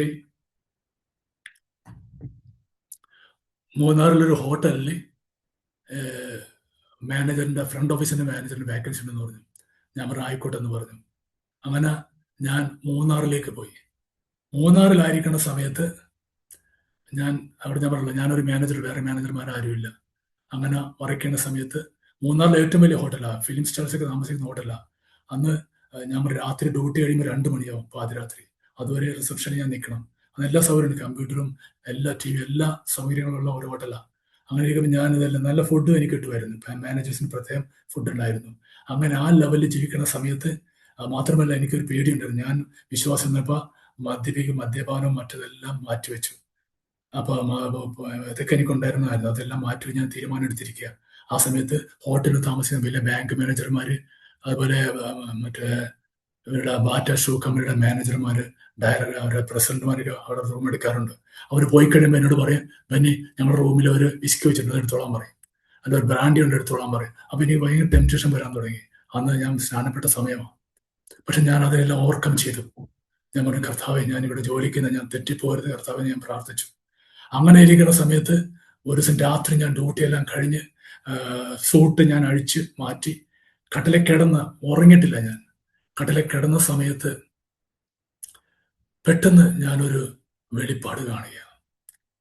ഒരു വെള്ള മുണ്ടും വെള്ള ഷർട്ടും ഇട്ട് പ്രാർത്ഥിക്കുന്ന ഒരു പാസ്റ്റർ ദൈവം എന്നെ കാണിച്ചു തന്നു. എന്നിട്ട് പറഞ്ഞു, എൻ്റെ പിറകെ വാ, ഞാൻ നിന്നെ മനുഷ്യനെ പിടിക്കുന്നവനാക്കും എന്നുള്ള ഒരു ശബ്ദവും പരിശുദ്ധമോ എന്നെ കേൾപ്പിച്ചു. അത് കേട്ടപ്പോൾ മാത്രമല്ല, പിന്നെ ദൈവദൂതന്മാരെ അപ്പോൾ കാണാൻ തുടങ്ങി. ഞാൻ ഉറങ്ങിയിട്ടില്ല, ഞാൻ വെറുതെ ക്ഷീണം കൊണ്ട് കിടന്നതാ. അത് കണ്ടപ്പോഴേക്കും എനിക്ക് മനസ്സിലായി ഇവിടുന്ന് ഞാൻ പോകണമെന്നാണ് ദൈവത്തിന്റെ ആഗ്രഹം. ഞാൻ ഹോട്ടൽ MDയോട് പറഞ്ഞു, എനിക്ക് ഇവിടുന്ന് റിസൈൻ ചെയ്യണമെന്ന് പറഞ്ഞു. അത് എന്താ കാര്യം എന്ന് ചോദിച്ചാൽ, ഞാൻ പറഞ്ഞു എനിക്ക് പറ്റത്തില്ല ഇവിടെ നിൽക്കാനായിട്ട്. കാരണം അന്ന് എനിക്ക് സമയത്ത് കാലിലേക്ക് ചൊറിച്ചിൽ വരുമായിരുന്നു. അപ്പൊ അദ്ദേഹം എളുപ്പം തന്നെ നമ്മൾ ഈ ചൊറിച്ച് പൊട്ടുന്നുണ്ട്, എനിക്ക് ഇവിടെ ക്ലൈമറ്റ് ചേരുന്നില്ല, എനിക്ക് എങ്ങനെയൊരു നാട്ടിൽ പോകണമെന്ന് പറഞ്ഞു. എളുപ്പം അയാൾ ആളെ വിട്ടിട്ട് എനിക്ക് വേണ്ടി ഒരു ബോയിനെ വിളിച്ചിട്ട് ഒരു ഓയിൻമെന്റ് മേടിച്ചു തന്നു. പോരട്ടെ, ഇനി വിടുന്നോ, എനിക്ക് കുഴപ്പമില്ലെന്ന് പറഞ്ഞു. ഞാൻ പറഞ്ഞു എനിക്ക് പറ്റില്ല, എനിക്ക് പോകണം, ഞാൻ നിർബന്ധം പിടിച്ചു. അങ്ങനെ തന്നെ വിടും. അങ്ങനെ പറഞ്ഞു, അടുത്ത മാനേജർ തന്നെ ഒരു മാസം കൊണ്ട് നിൽക്കാൻ പറഞ്ഞു. ഞാൻ പറഞ്ഞു 1 മാസം കൊണ്ട് എനിക്ക് ഒരു ദിവസം നിൽക്കാൻ പറ്റൂല. ദൈവം വിളിച്ചാൽ എന്നെ അങ്ങേരോട് എനിക്ക് പറയാൻ പറ്റത്തില്ലല്ലോ. അദ്ദേഹം ഒരു യാക്കോബക്കാരനായിരുന്നു. അതുകൊണ്ട് ഞാൻ പറഞ്ഞു എനിക്ക് അപ്പോൾ നാട്ടിൽ പോകണമെന്നില്ല. അങ്ങനെ ഞാൻ അവിടുന്ന് സൂട്ട് കേസ് എടുത്തിട്ട് ശമ്പളമൊന്നും മേടിക്കാതെ ഓടി എറണാകുളം മൂന്നാറ് ട്രാൻസ്പോർട്ട് ബസ്സിൽ കയറി നാട്ടിൽ വന്നു. നാട്ടിൽ വന്നപ്പോൾ എൻ്റെ ചേട്ടന്മാരോട് ചോദിച്ചത്, എന്താ നിന്റെ പ്ലാൻ? ഞാൻ പറഞ്ഞു എനിക്ക് ജോലി പറ്റിയില്ല. എന്താ കാര്യം? ഞാൻ പറഞ്ഞു എനിക്ക് അവിടെ പറ്റുന്നില്ലെന്ന് പറഞ്ഞു. നിന്റെ പ്ലാൻ എന്താണ്? ഞങ്ങളുടെ മുമ്പിൽ കൈ നീട്ടാമല്ലോ നിന്റെ പ്ലാൻ എന്ന് ചോദിച്ചു. ഞാൻ പറഞ്ഞു ഞാനൊരു ദൈവത്തെ വിശ്വസിക്കുന്നു. ആ ദൈവം വലിയവനാ. അമേരിക്കൻ പ്രസിഡന്റ്, അന്ന് ജോർജ് ബുഷ് അമേരിക്ക ഭരിക്കണം. ജോർജ് ബുഷ് തെണ്ടി നടന്നാലും എൻ്റെ ദൈവം തെണ്ടിക്കത്തില്ല, നിങ്ങളുടെ മുമ്പിൽ കൊണ്ട് കൈ നീട്ടത്തില്ലെന്ന് ഞാൻ പറഞ്ഞു. അന്ന് അങ്ങനെ ഇരിക്കുമ്പോഴേക്കും ഞാൻ ഊരിപ്പോന്ന് അവിടുന്ന്. അപ്പൊ എൻ്റെ പാസ്റ്ററോടും ഞാൻ പറഞ്ഞു, സാമുടി പാസ്റ്ററോടും പറഞ്ഞു, വിശ്വാസികളൊക്കെ പറഞ്ഞപ്പോൾ ഞാൻ നോക്കിയപ്പോഴേക്കും എനിക്ക് ഇനി അവിടെ കണ്ടിന്യൂ ചെയ്യാൻ പറ്റത്തില്ല, ജോലി പറ്റത്തില്ല. കാരണം ഞാൻ വീണ്ടും പാപത്തിലേക്ക് പോകുന്നുള്ള അവസ്ഥ എനിക്ക് വന്നു. അത് വേണ്ടെന്ന് വെച്ചു. അങ്ങനെ ഇരിക്കുമ്പോൾ ഫോർട്ട് കൊച്ചിയിൽ ന്യൂവിന്റെ ചർച്ചക്കുള്ളിൽ ഒരു കാത്തിരിപ്പ് യോഗം നടക്കുന്നുണ്ട്. ആ യോഗം നടക്കുന്ന സമയത്ത് അറിയാൻ പറ്റും, ഫേമസ് ആയിട്ടൊരു പാസ്റ്റർ ഉണ്ട്, മാങ്ങാനം ജോസഫ്. അദ്ദേഹമായിരുന്നു അവിടുത്തെ ഗസ്റ്റ് പാസ്റ്റർ. അങ്ങനെ ഇരിക്കെ ഞാൻ ആ പ്രാർത്ഥനയ്ക്ക് പോയ സമയത്ത് ഞാൻ ഏറ്റവും പുറകിലാണ് പോയി നിൽച്ചത്. ആ പാസ്റ്റർ സ്റ്റേജിൽ നിന്നുകൊണ്ട് ഒരു 300-500 പേരോട് സംവദിക്കുന്ന മീറ്റിംഗാണ്. ഉപവാസ പ്രാർത്ഥന 21 ദിവസം ഉപവാസം കാത്തിരിപ്പ് യോഗമാണ്. അപ്പൊ എന്നെ വിളിച്ച് അദ്ദേഹം ആ സ്റ്റേജിൽ നിന്ന് വിളിച്ചു പറഞ്ഞു, ആ നിൽക്കുന്ന ആള് എഴുന്നേക്കാൻ പറഞ്ഞു. ഞാൻ പുറകിലൊക്കെ ആരെയും കാണുന്നത് ഞാൻ തന്നെയാ. നീ തന്നെ എന്ന് പറഞ്ഞു. എഴുന്നേക്കാൻ പറഞ്ഞു. എഴുന്നേറ്റ് പറഞ്ഞു. അങ്ങേര് വന്നിട്ട് അദ്ദേഹം പറഞ്ഞു, നീ ഇവിടെ ഇരിക്കേണ്ടവനല്ല, എൻ്റെ അടുത്തിരിക്കേണ്ടവനെന്ന് എന്നെ വിളിച്ചിട്ട് സ്റ്റേജിൽ കൊണ്ട് ഇരുത്തി. എന്നിട്ട് പറഞ്ഞു, നീ ഇവിടെ ഇരിക്കണം, നീ അവരെ ആരാധിക്കാൻ പഠിപ്പിക്കുന്നു പറഞ്ഞു. അങ്ങനെ ഞാൻ പാട്ട് പാടി അവരെ ആരാധിപ്പിച്ചു. അന്ന് നല്ല അറിയാവുന്ന പാട്ടുകൾ പാടി അവരെ ആരാധിപ്പിച്ചു. എൻ്റെ എന്നോട് പറഞ്ഞു, നിന്നെ കർത്താവ് വിളിച്ചിരിക്കുക, അവിടെ നീ അവിടെ ഇരിക്കരുത്, ഇവിടെ വന്നിരിക്കണമെന്ന് പറഞ്ഞു. അപ്പൊ എനിക്ക് മനസ്സിലായി, എനിക്ക് ദൈവാത്മ വെളിപ്പാട് വന്നു. കൂടാതെ ഈ ദൈവ മാങ്ങാൻ ജോസഫും എന്നറിയപ്പെടുന്ന ഒരു ദൈവാസന അദ്ദേഹം എന്നോട് സംസാരിച്ചു. അങ്ങനെ ഇരിക്കെ ഞാൻ വീണ്ടും പാസ്റ്റർ പോയി കണ്ടപ്പോഴേക്കും പാസ്റ്റർ എനിക്ക് എവിടെയെങ്കിലും പോയി ബൈബിൾ കോളേജിൽ പഠിക്കണമെന്ന് പറഞ്ഞു. അങ്ങനെ ഇരിക്കെ മണക്കാല ഫെയ്ത്ത് സെമിനാരി പഠിക്കാൻ വേണ്ടി ഞങ്ങളുടെ ചർച്ച കൂടിയെന്ന് പാസ്റ്റർ എൻ ജി സാങ്കുട്ടി എന്നെയും വേറൊരു സുഹൃത്ത്, അദ്ദേഹം ഇപ്പോഴും നെടുമ്പാശ്ശേരിയിലെ ഏച്ചിലെ പാസ്റ്ററാണ്, അദ്ദേഹം എന്നെയും അവിടെ നിന്ന് വിട്ടു. ഞാൻ മണക്കാലയിലേക്കും അദ്ദേഹം സിയോൻ ബൈബിൾ കോളേജിലേക്കും പോയി. ഞാൻ മണക്കാല പഠിച്ചുകൊണ്ടിരിക്കുന്ന സമയത്ത് അവിടെ ഒരു സംഭവം ഉണ്ടായി. പഠിച്ചുകൊണ്ടിരിക്കുന്ന സമയത്ത് എനിക്ക് ഗ്രീക്കും ഹീബ്രുവും അത്ര പിടുത്തമില്ല. കാരണം ഓരോ ഫൈറ്റിലൂടെ ഞാൻ പഠിച്ചുകൊണ്ടിരുന്ന വെച്ചത്. ഗ്രീക്ക് ഹീബ്രു എനിക്ക് അത്രയും മാർക്ക് പെർഫോം ചെയ്യാൻ പറ്റാഞ്ഞുകൊണ്ട് എളുപ്പം അതിന് മാർക്ക് കുറഞ്ഞപ്പോൾ അവിടുത്തെ മറ്റേ രജിസ്ട്രാർ വിളിച്ചിട്ട് പറഞ്ഞു, നിങ്ങൾ 8 പേർക്ക് ഇവിടെ പഠിക്കാൻ ഇനി പറ്റത്തില്ല, കാരണം ഗ്രീക്ക് ഹീബ്രുവിൽ മാർക്ക് കുറവാണെന്ന് പറഞ്ഞു.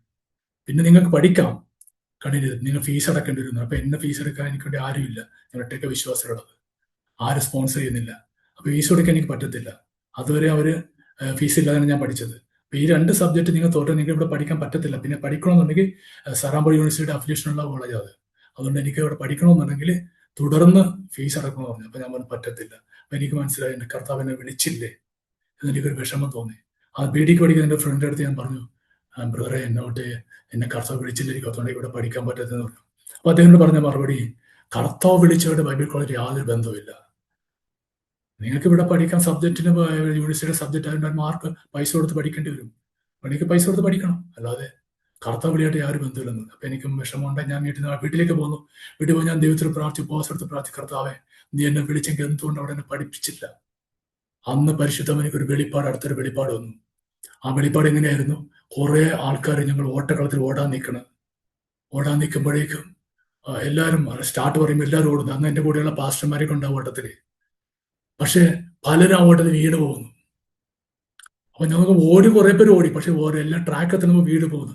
ഞാൻ കാണുന്ന സ്വപ്നമാണ്, ഞാനും വീഴും. അപ്പൊ ഞാൻ എൻ്റെ കർത്താവ്, എളുപ്പം തന്നെ ഒരു ശക്തി ആകാശത്തിന് ഇറങ്ങിയോട്ട് വരുന്നത് ഞാൻ കണ്ടു.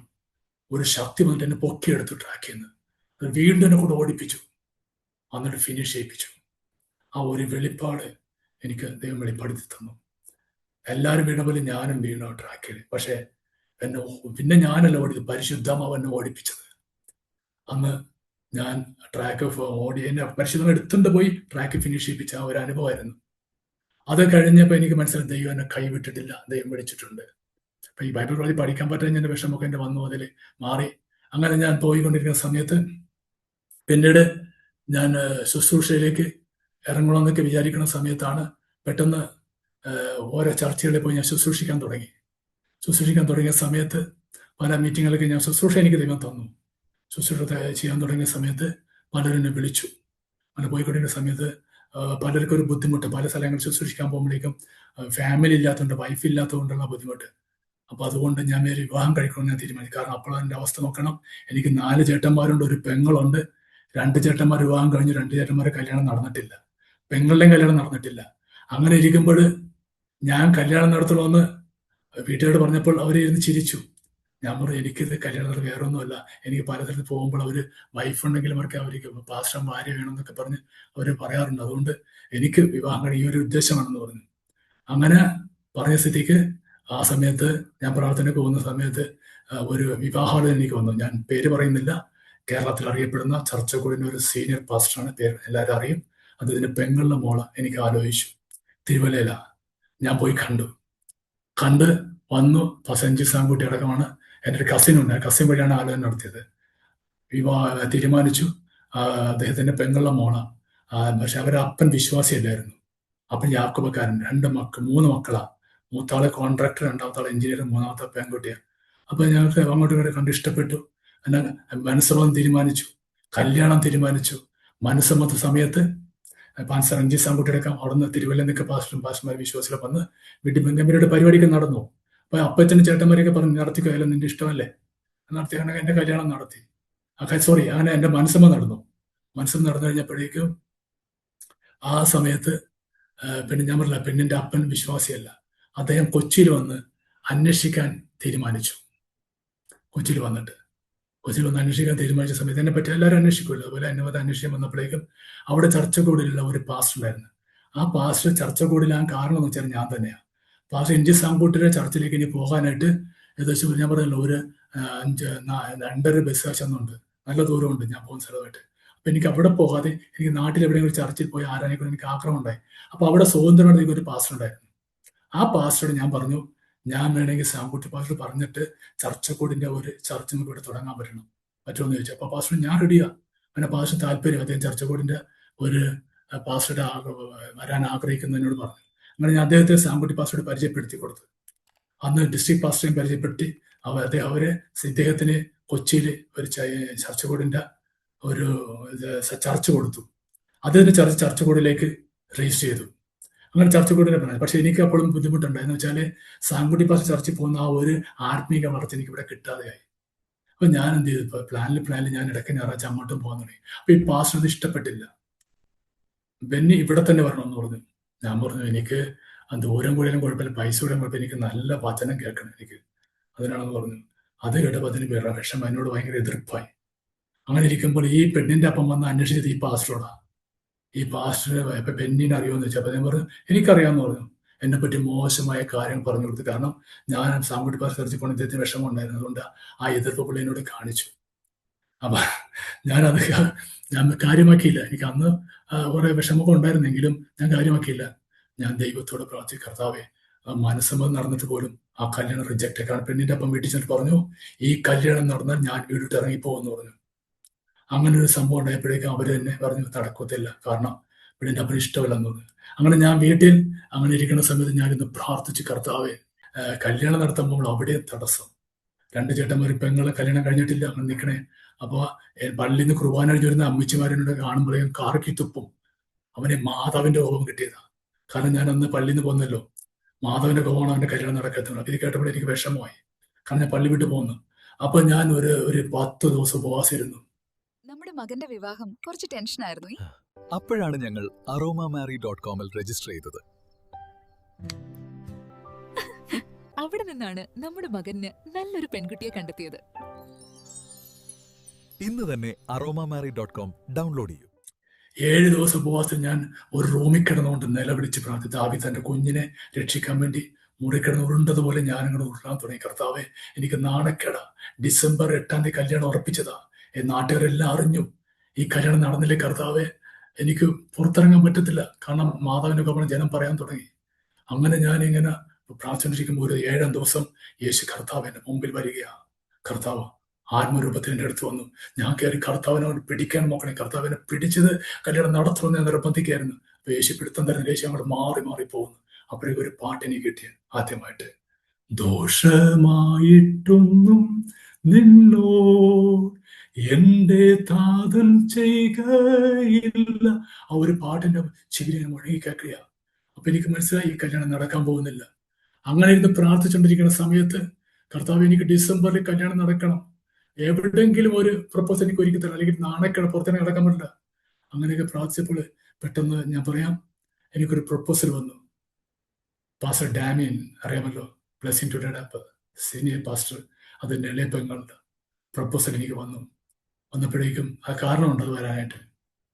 പാസ്റ്റർ ഡാമിന് 2 പെങ്ങന്മാരാ. മൂത്ത പെങ്ങളുടെ കല്യാണം നടന്ന് ഒരു 6 മാസമായുള്ളൂ. ആ സമയത്ത് പാസ്റ്റർ ഡാമിന് എൻ്റെ വൈഫും കൂടി, അല്ലെ പെങ്ങളാ എൻ്റെ വൈഫും കൂടി അവരൊരുമിച്ച് MG യൂണിവേഴ്സിറ്റി പോകുന്ന സമയത്ത് അവിടെ കോട്ടയത്ത് ഒരു IPC ഒരു പാസ്റ്റർ, പീറ്റർ പാസ്റ്റർ എന്ന് പറയും, IPC 12 മൈലില. ആ പാസ്റ്ററിന്റെ ഭാര്യ തങ്കമ്മ എന്നൊരു പ്രവാചക. പ്രവാചക എന്ന് വെച്ചാൽ ഈ കാണാതെ പോകുന്ന ആൾക്കാരൊക്കെ അവിടെ വരും. ആളെവിടെ നിന്ന് പോലെ അവർ പറഞ്ഞു, അത്ര വെളിപ്പാടാണ്. കാണാതെ പോകുന്ന ആൾക്കാരൊക്കെ പേപ്പറിൽ പരസ്യം ചെയ്യുന്നവരൊക്കെ അവിടെ വന്ന് വെച്ചാൽ കാണാതെ എവിടെ ഉണ്ടെന്ന് അവർ കറക്റ്റ് പറഞ്ഞു. അപ്പോൾ ഭയങ്കര തിരക്ക് അവിടെ. അങ്ങനെ ഡാമിനും എൻ്റെ വൈഫും കൂടെ അവിടെ ചെന്നപ്പോഴേക്കും എൻ്റെ വൈഫിനെ കണ്ടപ്പോൾ തങ്കമ്മ ഒരു ദൂത് പറഞ്ഞു. നിന്നെ കാണാൻ വേണ്ടി ഒരു ചെറുപ്പക്കാരൻ വരും. ഇബ്താഹ് തന്റെ കുഞ്ഞിനെ യഹോവയ്ക്ക് യാഗമർപ്പിച്ചതുപോലെ നീ നിന്നെ തന്നെ യഹോവയ്ക്ക് സമർപ്പിക്കണമെന്ന് പറഞ്ഞു. ഇത് കേട്ടപ്പോൾ എൻ്റെ വൈഫും അത് ഞെട്ടിപ്പോയി. കാരണം ചേച്ചിയുടെ കല്യാണം കഴിച്ച് 6 മാസമായിട്ടില്ല. അടുത്തൊരു കല്യാണം താങ്ങാൻ എനിക്ക് പൈസയില്ല. ഉള്ള പൈസ അപ്പൻ റിട്ടയർ ചെയ്ത് പോകുന്നപ്പോൾ പൈസ മുഴുവൻ കൊണ്ട് ചേച്ചിനെ കെട്ടിച്ചു. അവർക്ക് ഒന്നുമില്ല. അതിന്റെ ദൂത് ഇങ്ങനെ പറഞ്ഞത്, നിന്നെ കാണാൻ വേണ്ടി ആ ചെറുക്കൻ വരും, 7 വെള്ളിയാഴ്ച നീ ഉപവസിക്കണം, 7ാമത്തെ വെള്ളിയാഴ്ച അവൻ നിന്നെ വന്ന് കാണും. അങ്ങനെ എൻ്റെ ഭാര്യ 7 വെള്ളിയാഴ്ച ഉപവാസം എടുത്തു. 7ാമത്തെ വെള്ളിയാഴ്ച ഞാൻ ചെന്ന് കാണുകയാണ്. അപ്പൊ ഞാൻ ഇവിടുന്ന് പ്രാർത്ഥിക്കർത്താവ് ഡിസംബറിൽ എൻ്റെ കല്യാണം നടക്കണമെന്നും പറഞ്ഞുകൊണ്ട് അങ്ങനെ ഞാൻ ചെന്ന് കാണുമ്പോഴേക്കും എൻ്റെ ഒരു ബസ്സിൽ നിന്ന് ഇറങ്ങി വന്നപ്പോൾ ഞാൻ കണ്ടു. ഞങ്ങൾ ഒരുമിച്ചൊരു ബസ്സിലാണ് പോയത്. ഞങ്ങൾ തമ്മിൽ കണ്ടിട്ടില്ലായിരുന്നു. ഡാമിനെ ബസ് സ്റ്റോപ്പിൽ നിൽക്കണമായിരുന്നു. അപ്പൊ ഡാമിൽ വന്ന് എൻ്റെ പെങ്ങളെ പരിചയപ്പെടുത്തി. അങ്ങനെ വീട്ടിലേക്ക് ക്ഷണിച്ചു. വീട്ടിൽ ക്ഷണിച്ചപ്പോൾ തങ്കമാവ് ദൂത് പറഞ്ഞിട്ടുണ്ടോ എങ്ങനെയായിരുന്നു, അവന് സഭയില്ല, ഒരു സുവിശേഷകനാ, അതുകൊണ്ട് നീ സമർപ്പിച്ചേക്കണം. അങ്ങനെ പറഞ്ഞതുകൊണ്ട് ഡാമിന് ഇത് സത്യമായിട്ട് അറിയാമായിരുന്നു ഈ കാര്യം. അപ്പൊ എൻ്റെ വൈഫിന്റെ ഡാഡിയും മമ്മിയും അവരാ അപ്പച്ചനും അമ്മച്ചിയും പറഞ്ഞു, ഇത് നടക്കത്തില്ല, ജോലിയിലാണ്. ഞങ്ങൾ ജോലിയൊന്നുമില്ല, ജോലി കളഞ്ഞാൻ ഇറങ്ങിയതാ, അന്ന് വേണ്ടത്, കല്യാണം നടക്കൂലെന്ന് പറഞ്ഞു. ഡാമിനോട് പറഞ്ഞു, ബെന്നി ഈ കല്യാണം ഞാൻ നടത്തി തരാമെന്ന് പറഞ്ഞു. അന്ന് ഡാമിന് മാത്രമേ വിശ്വാസമുള്ളൂ. 2 പെങ്ങാന്മാരും വിശ്വാസം ഡാമിൻ്റെ കൂടെ വന്നു. അപ്പനും വിശ്വാസത്തിലല്ല അവര്. അങ്ങനെ ഡാമിൻ ഇനിഷ്യേറ്റീവ് എടുത്ത് ആ കല്യാണം മാമംഗലം ചർച്ചക്കോടില് അന്ന് district pastor Samuel Joseph pastor നടത്തി. സെഞ്ചി സാങ്കുട്ടി ഇവരെല്ലാവരും ഉണ്ടായിരുന്നു. കല്യാണം നടന്ന് അനുഗ്രഹമായിട്ട് ആ കല്യാണം നടന്ന് ഞങ്ങൾ വീട്ടിലേക്ക് മടങ്ങി വന്നു. അപ്പം നമ്മളുള്ള പഴയ ആ ഫ്രണ്ട്ഷിപ്പ് മറ്റതൊക്കെ എനിക്കുണ്ടായിരുന്നു. അങ്ങനെ കല്യാണമൊക്കെ നടന്ന് ഭംഗിയായിട്ട് ശുശ്രൂഷ ജീവിതമൊക്കെ അവനോട് പോയിക്കൊണ്ടിരിക്കുന്ന സമയത്ത് വീണ്ടും കൊച്ചിയിൽ പല സ്ഥലത്തായിട്ട് ചർച്ച ചെയ്യാൻ തുടങ്ങിയ സമയത്ത് ഡാമിന് ഒരു സെനോട് വന്നിട്ട് പറഞ്ഞു, എനിക്ക് ശുശ്രൂഷിക്കാനാകാൻ ശുശ്രൂഷയെ പാസ്റ്റായിട്ടിരിക്കാൻ താല്പര്യമുണ്ടെന്ന് ചോദിച്ചു. ഞാൻ പറഞ്ഞു ആഗ്രഹമുണ്ട്. അപ്പൊ ഡാമിന് ഒന്നൊരു ചർച്ച തുടങ്ങാൻ പോവുക. അന്ന് പാസ്റ്റർ എഞ്ചി സാങ്കുട്ടിയാണ് എൻ്റെ പാസ്റ്റർ. ഞാൻ പറഞ്ഞു അങ്ങനെ ഞാനും ഡാമിനും പോയി എറണാകുളം മാർക്കറ്റിൽ പോയിട്ട് ഞായറാഴ്ച ആരാധനയ്ക്ക് വേണ്ടി പായൊക്കെ മേടിച്ചിട്ട് വന്നു. അതിൻ്റെ ബൈക്കിൽ പോയി. ശനിയാഴ്ച പോയി പായൊക്കെ മേടിച്ച് ഞായറാഴ്ച ആരാധന സ്റ്റാർട്ട് ചെയ്തു. ഞാൻ ആരാധന തുടങ്ങി. മുമ്പിൽ ഡാമിനും അതുപോലെ തന്നെ എൻ്റെ പെങ്ങളും 2 പെങ്ങാമാരിരുന്നു. ആരാധന സ്റ്റാർട്ട് ചെയ്തു ഡാമിൻ്റെ വീട്ടില്. ആദ്യത്തെ ആരാധന അതിനുമ്പോൾ ഡാമിന് പോയിട്ട് നേരെ മീറ്റിംഗ് ഡാമിൽ നടത്തുന്നത്. ഞായറാഴ്ച ആരാധന അവിടെ തുടങ്ങണത്. ആരാധന തുടങ്ങി കഴിഞ്ഞ സമയത്ത് ആരാധന മുമ്പായിട്ട് ശനിയാഴ്ച ദിവസം വന്നു. ഞായറാഴ്ച ഞങ്ങൾ ആരാധന തുടങ്ങാൻ പോകുമ്പോൾ ശനിയാഴ്ച ദിവസം വന്നപ്പോൾ ഞാൻ പറഞ്ഞു, എന്നെ സ്നാനപ്പെടുത്തിയൊരു പാസ്റ്ററുണ്ട്, ആ പാസ്റ്ററുടെ എനിക്ക് പോയി അതിന്റെ കൈവെപ്പ് മേടിച്ച് എനിക്ക് ശുശ്രൂഷയ്ക്ക് ഇറങ്ങണമെന്ന് പറഞ്ഞു. അപ്പോൾ ഇരിക്കുമ്പോൾ സാങ്കുടി പാസ്റ്റർ വന്നപ്പോൾ സാങ്കുടി പാസ്റ്റർ, എനിക്ക് പാസ്റ്ററാണെന്ന് ആഗ്രഹം ഉണ്ടെങ്കിൽ നമുക്ക് കോഴിക്കോട് ചർച്ചുണ്ട്, അവിടെ എനിക്ക് പോവാം. ഞാൻ പാസ്റ്റർ ഞാനത് നാളെ തുടങ്ങാൻ വേണ്ടി ആരാധനയ്ക്ക് ഞാൻ ഡാമിനോട് ഒരു വാക്കും പറഞ്ഞു. അത് വലിയ ഇഷ്ടം പോലെ ചെയ്തു. പിന്നെ പ്രാർത്ഥിച്ച് നോക്ക്, ദൈവഹിതം പോലെ ചെയ്യാൻ പറഞ്ഞു. അങ്ങനെ ഞാൻ കാരണം പിറ്റേ ദിവസം എനിക്ക് ആരോട് തുടങ്ങാൻ പോകുമ്പോൾ ഞാൻ ഡാമിനോട് വാക്കും പറഞ്ഞു. അങ്ങനെ ഞാൻ ഡാമിൻ്റെ കൂടെ തന്നെ ഞാൻ തുടങ്ങി. അന്ന് ശനിയാഴ്ച രാത്രി പരിശുദ്ധം എനിക്കൊരു 3ാമതൊരു വെളിപ്പാട് വന്നു. 3 അല്ല 4, 5 വെളിപ്പാടിന് പുറത്തുണ്ടായി. ആ വെളിപ്പാട് എങ്ങനെയായിരുന്നു? ഒരു വലിയൊരു പൂന്തോട്ടം പരിശുദ്ധം എന്നെ കാണിച്ചു. അതിൻ്റെ അകത്ത് 3 കുഷിനിട്ട ചെയർ, അതില് നടുക്കൽ സീറ്റ് കൊണ്ട് എന്നെ ഇരുത്തി പരിശുദ്ധമാവ്. എന്നെ പരിശുദ്ധം എടുത്തുകൊണ്ട് പോണേ. നേരത്തെ ഞാൻ പറഞ്ഞല്ലോ, പരിശുദ്ധം എന്നെ എടുത്തുകൊണ്ട് ട്രാക്കിലേക്ക് കൊണ്ടുപോയി ആ ശക്തി എന്നെ വന്ന് എടുത്തുകൊണ്ട് ഈ നടുക്കൽ സീറ്റ് കൊണ്ട് ഇരുത്തി. ശനിയാഴ്ച രാത്രി ഞാൻ കാണും, ഞായറാഴ്ച രാവിലെ ഞാൻ ആരാണ് തുടങ്ങാൻ പോവുക. അങ്ങനെ എനിക്ക് വെളിപ്പാട് കണ്ടപ്പോൾ ഞാൻ വിചാരിച്ചു, ദൈവമെല്ലാം ഒരു മൈസൂർ വൃന്ദാവനം പോലെ ഒരു പൂന്തോട്ടമായിരുന്നു എന്നെ കാണിച്ചത്. അപ്പൊ ഞാൻ വിചാരിച്ചു കർത്താവിലെ പൂന്തോട്ടം എനിക്ക് തരാമെന്ന് വിചാരിച്ചു. അങ്ങനെ എൻ്റെ ചിന്ത. കാരണം അത്ര ഇതെല്ലാം എന്നെ കൊണ്ട്. പക്ഷെ ഞായറാഴ്ച ശുശ്രൂഷിക്കാൻ വേണ്ടി എഴുന്നേറ്റപ്പോൾ പരിശുദ്ധ വെളിപ്പാടിന് വ്യാഖ്യാനം എനിക്ക് പറഞ്ഞു തന്നു, അധ്യക്ഷ സ്ഥാനത്തെ കാണിക്കുകയാണ് നടുക്കത്തെ സീറ്റ്, നിന്നെ ആ ശുശ്രൂഷയ്ക്ക് വിളിച്ചിരിക്കുന്ന വീണ്ടും ഒരു വെളിപ്പാട് എന്നെ കാണിച്ചു. അങ്ങനെ എൻ്റെ ശുശ്രൂഷ ആരംഭിച്ചു. ഞാൻ ഡാമിൻ്റെ കൂടെ ചേർന്ന് അങ്ങനെ ശുശ്രൂഷയിലേക്ക് മുന്നേറി പോയിക്കൊണ്ടിരിക്കുന്ന സമയത്ത് പിന്നീട് 1998 വന്നപ്പോഴേക്കും ചില വിഷയങ്ങളുടെ ബന്ധത്തിൽ ഞങ്ങൾ തമ്മിൽ വേർപിരിഞ്ഞു. ശുശ്രൂഷ ബന്ധത്തിൽ ഞാൻ വേറൊരു ചർച്ച തുടങ്ങി.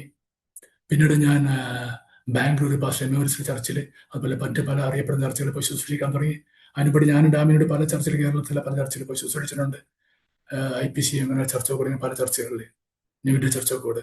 അങ്ങനെ ഇരിക്കുമ്പോൾ ഞാൻ ഡാമിനും തമ്മിൽ ശുശ്രൂഷ ബന്ധത്തിൽ വേർപിരിഞ്ഞു. ശേഷമായിട്ട് ഞാൻ ശുശ്രൂഷയും പ്രാർത്ഥനയും കാലിനൊക്കെ മുന്നോട്ട് കൊണ്ടുപോകുന്ന അവസ്ഥയിൽ ദൈവം വീണ്ടും പല അത്ഭുതങ്ങൾ ചെയ്യാൻ തുടങ്ങി.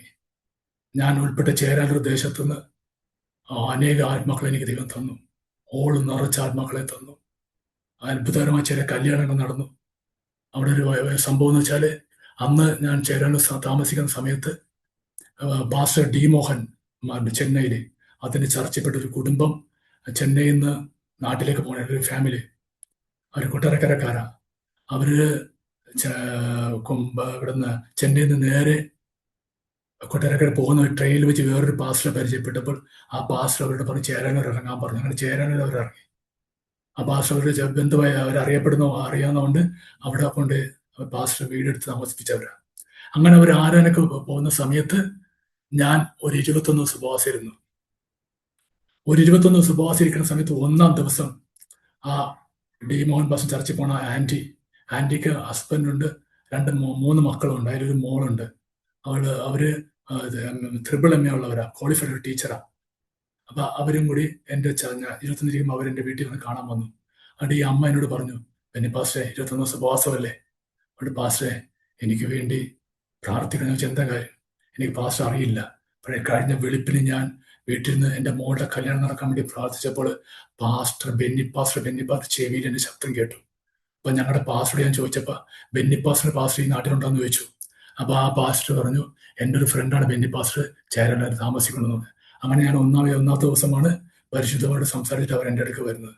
ഞാൻ പറഞ്ഞു, നിങ്ങൾ ഇവിടെ ഒന്ന് ആരാധിച്ചിരുന്നോ? ആരാധിച്ചോളൂ, പക്ഷെ കല്യാണത്തിന് എനിക്കറിയത്തില്ല. അങ്ങനെ അവർ ആരാനൊക്കെ വരാൻ തുടങ്ങി.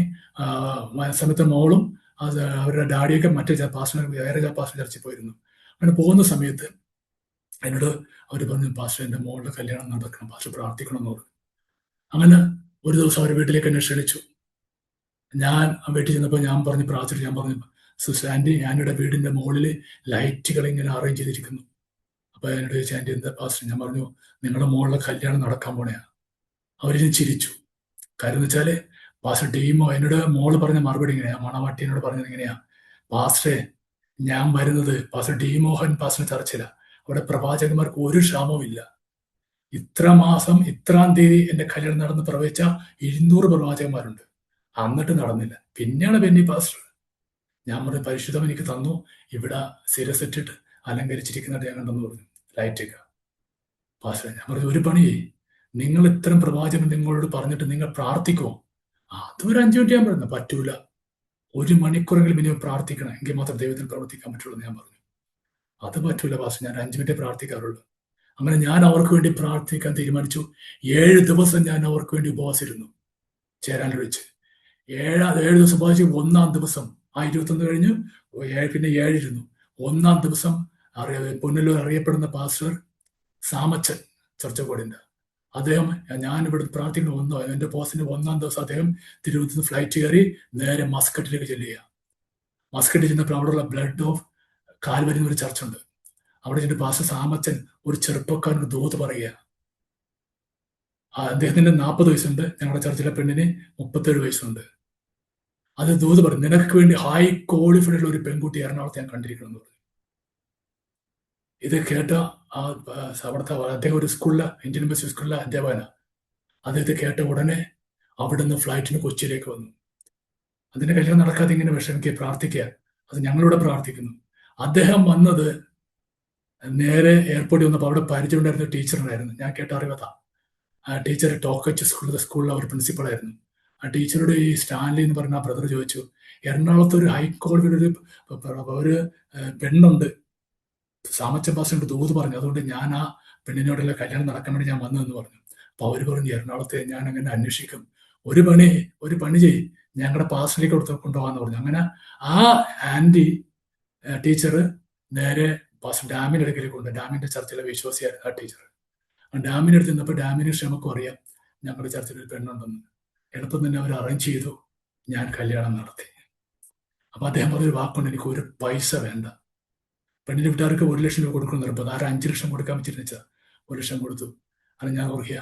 അങ്ങനെ കല്യാണം നടക്കാത്ത ഒരു കല്യാണം ദൈവം നടത്തി. പിന്നീട് എന്റെ ശുശ്രൂഷയിൽ വേറൊരു കല്യാണം കൂടെ ദൈവം നടത്തി. 45 വയസ്സ്, ഞാൻ കൊച്ചിയിൽ ശുശ്രൂഷിക്കുന്ന സമയത്ത് 45 വയസ്സുള്ള ഒരു പെണ്ണ് കല്യാണം ഞാൻ ഇതുപോലെ പ്രാർത്ഥന ദൂത് പറഞ്ഞു. ആ കല്യാണം ദൈവം നടത്തി. കെട്ടിയത് എൻ്റെ ഏറ്റവും മൂത്ത ചേട്ടൻ്റെ 4 ചേട്ടന്മാർ, എനിക്ക് മൂത്ത ചേട്ടൻ്റെ പ്രായ ക്ലാസ്മേറ്റ്, അദ്ദേഹം ആ ഒരു കല്യാണം കഴിച്ചു. അങ്ങനെ ഞാൻ നടത്തിയ കല്യാണങ്ങൾ 2 എണ്ണം ഇങ്ങനത്തെ 2-3 ഇതുപോലെ അത്ഭുതമായ ഒരു കല്യാണങ്ങളായിരുന്നു. നടക്കാൻ ചാൻസ് ഇല്ലെന്ന്, 45 വയസ്സിൽ കല്യാണം ഇല്ലെന്ന് പറഞ്ഞ വ്യക്തികളെയൊക്കെ ദൈവം അന്ന് കല്യാണം നടത്തി. ദൈവത്തിന് ഒരു കാര്യം അസാധ്യമല്ലെന്ന് വചനം പറയുന്ന പോലെ ദൈവം അതെല്ലാം ചെയ്തു. അങ്ങനെ ശുശ്രൂഷയിൽ ഒന്നുകൂടി ഞാൻ വർദ്ധിച്ചു വന്നു. അങ്ങനെ ഞാൻ ഗൾഫ് രാജ്യങ്ങളിലേക്ക് കടന്നുപോയി. ദുബായ്, ഷാർജ, അബുദാബി ആണ് തോന്നുന്നുണ്ടായിരുന്നു. അവിടെ പോയി ശുശ്രൂഷിച്ചു 2007 കാലഘട്ടങ്ങളിൽ. അങ്ങനെ ശുശ്രൂഷയിലേക്ക് ഞാൻ വളർന്ന് പല സ്ഥലത്തും പോകാൻ തുടങ്ങി. പിന്നീട് ഞങ്ങൾ ഓരോ ചർച്ചിൽ ചേരാനൊരു ശുശ്രൂഷ തുടങ്ങി. അതിനുശേഷം ഇടപ്പള്ളിയിലേക്ക് ചർച്ച് മാറ്റി. അവിടെ വേറൊരു അത്ഭുതം ദൈവം ചെയ്തു. ഇടപ്പള്ളിയിലേക്ക് ഞാൻ താമസിക്കുന്ന സമയത്ത് അന്ന് എറണാകുളത്ത് ഒരു കൺവെൻഷൻ ഞാനും എൻ്റെ വൈഫും കൂടി നടത്തുന്നുണ്ട്. അത് ഞങ്ങളുടെ പോസ്റ്ററൊക്കെ എല്ലായിടത്തും വെച്ചിട്ടുണ്ടായിരുന്നു. ഒരു 3 ദിവസത്തെ കൺവെൻഷൻ ആയിരുന്നു. കൺവെൻഷൻ നടക്കണതിൻ്റെ തലേ ആഴ്ചയിൽ ദൈവം ചെയ്തൊരു അത്ഭുതമാണ്. ഞാൻ പറഞ്ഞു, അന്ന് മുതൽ ഇന്ന് വരെ ഞാൻ വിശ്വാസം ജീവിക്കുക. എനിക്കൊരു ഫോറിൻ ഒന്നുമില്ല, മറ്റ് ഹെൽപ്പും ഇല്ല, പക്ഷെ വിശ്വാസ ദൈവം എല്ലാം ചെയ്യും ഓരോന്ന്. അന്ന് ഞാൻ ദൈവത്തോട് പ്രാർത്ഥിച്ചു, കർത്താവ് കൺവെൻഷൻ നടത്തണമെന്ന് പറഞ്ഞ് പ്രാർത്ഥിക്കുന്ന സമയത്ത് കൺവെൻഷൻ തലേ ആഴ്ചയില്ല, ഒരു ഞായറാഴ്ച വന്നു. അപ്പൊ ഞാനന്ന് ഈ കൺവെൻഷന് വേണ്ടി 3 ദിവസം ഉപവാസിരുന്നു. വെള്ളി, ശനി, ഞായർ. വെള്ളി, ശനി, ഞായർ 3 ദിവസം ഉപവാസിരുന്ന ഞായറാഴ്ച ആരാധന കഴിയുമ്പോഴാണ് ഞാൻ എപ്പോഴും ബ്രേക്ക് ചെയ്യണത്. ഈ ഉപവാസം ബ്രേക്ക് ചെയ്യാൻ വേണ്ടി ഞാൻ വൈഫിനോട് പറഞ്ഞു. എൻ്റെ വൈഫിന്റെ പേര് വാലന്റീന എന്നാണ് ഒഫീഷ്യൽ നെയിം. വീട്ടിൽ വിളിക്കുന്നത് ഡാലി എന്നാണ്. ഞാൻ വൈഫിനോട് പറഞ്ഞു, ഡാലി ഞാൻ ബ്രേക്ക് ചെയ്യാൻ ആഗ്രഹിക്കുന്നത് ഫാസ്റ്റിങ്. ചേട്ടാ, ചോറുണ്ട്, കറിയൊന്നും ഇല്ലെന്ന് പറഞ്ഞു. അവൻ സ്തോത്രക്കാഴ്ച കിട്ടിയത് കുറച്ച് കിട്ടിയുള്ളൂ. വാടക കൊടുക്കണം, 4000 രൂപ വാടകയ്ക്കാണ് താമസിക്കുന്നത്. അപ്പൊ സ്തോത്രക്കാഴ്ചകളൊന്നുമില്ല, കിട്ടിയതെല്ലാം വാടക കൊടുക്കാനുണ്ടായുള്ളൂ. അപ്പൊ ഞാൻ പറഞ്ഞു, ഞാൻ 3 ദിവസം ഉപവാസം ഇരുന്നതാ, നീ എന്താ പറഞ്ഞ എനിക്ക് കറിയില്ലേ? ചേട്ടാ, കറിയൊന്നുമില്ല, കറി മേടിക്കാൻ കാശില്ലെന്ന് പറഞ്ഞു. അന്ന് ഞാൻ പറഞ്ഞു, ഞാൻ ബ്രേക്ക് ചെയ്യില്ലെന്ന് പറഞ്ഞു. ഞാൻ ബ്രേക്ക് ചെയ്തില്ല. ഞാൻ രാത്രിക്ക് എൻ്റെ മുറി കയറുന്ന ദൈവത്തോട് ഞാൻ നിലവിളിച്ച് പറഞ്ഞു, കർത്താവേ, ഈ ചുറ്റുപാടും കാണുന്ന എല്ലാ ഫ്ലാറ്റുകളും നീ കാണുന്നല്ലോ, എന്തോരം ഫ്ലാറ്റ് ഉണ്ട്. ഇടപ്പള്ളി സിറ്റിയിൽ ഞാൻ താമസിക്കുന്നത്. ഈ ഫ്ലാറ്റുകളിൽ ജീവിക്കുന്നവരെ വീട്ടിൽ ബിരിയാണിയും അതുപോലെ തന്നെ ഫ്രൈഡ് റൈസും എല്ലാ ഫുഡും ഉണ്ട്. അവർ വിഗ്രഹങ്ങളെ ആരാധിക്കുന്നവരാ, നിന്നെ വിളിക്കുന്നവരല്ല. അവർക്ക് എല്ലാ ഫുഡും ഉണ്ട്. ഞാൻ എൻ്റെ ജോലി കളഞ്ഞ് നിന്റെ വേലയ്ക്ക് വേണ്ടി ഇറങ്ങിയിട്ട് എൻ്റെ വീട്ടിൽ കറിയില്ലേ കർത്താവെ ഞാൻ ചോദിച്ചു. പ്രാർത്ഥിച്ചു, കർത്താവെ എനിക്ക് കറി വേണം. ഞാൻ 3 ദിവസം ഉപവാസിരുന്ന ബ്രേക്ക് ചെയ്യണമെന്ന് പറഞ്ഞ് പ്രാർത്ഥിച്ചു.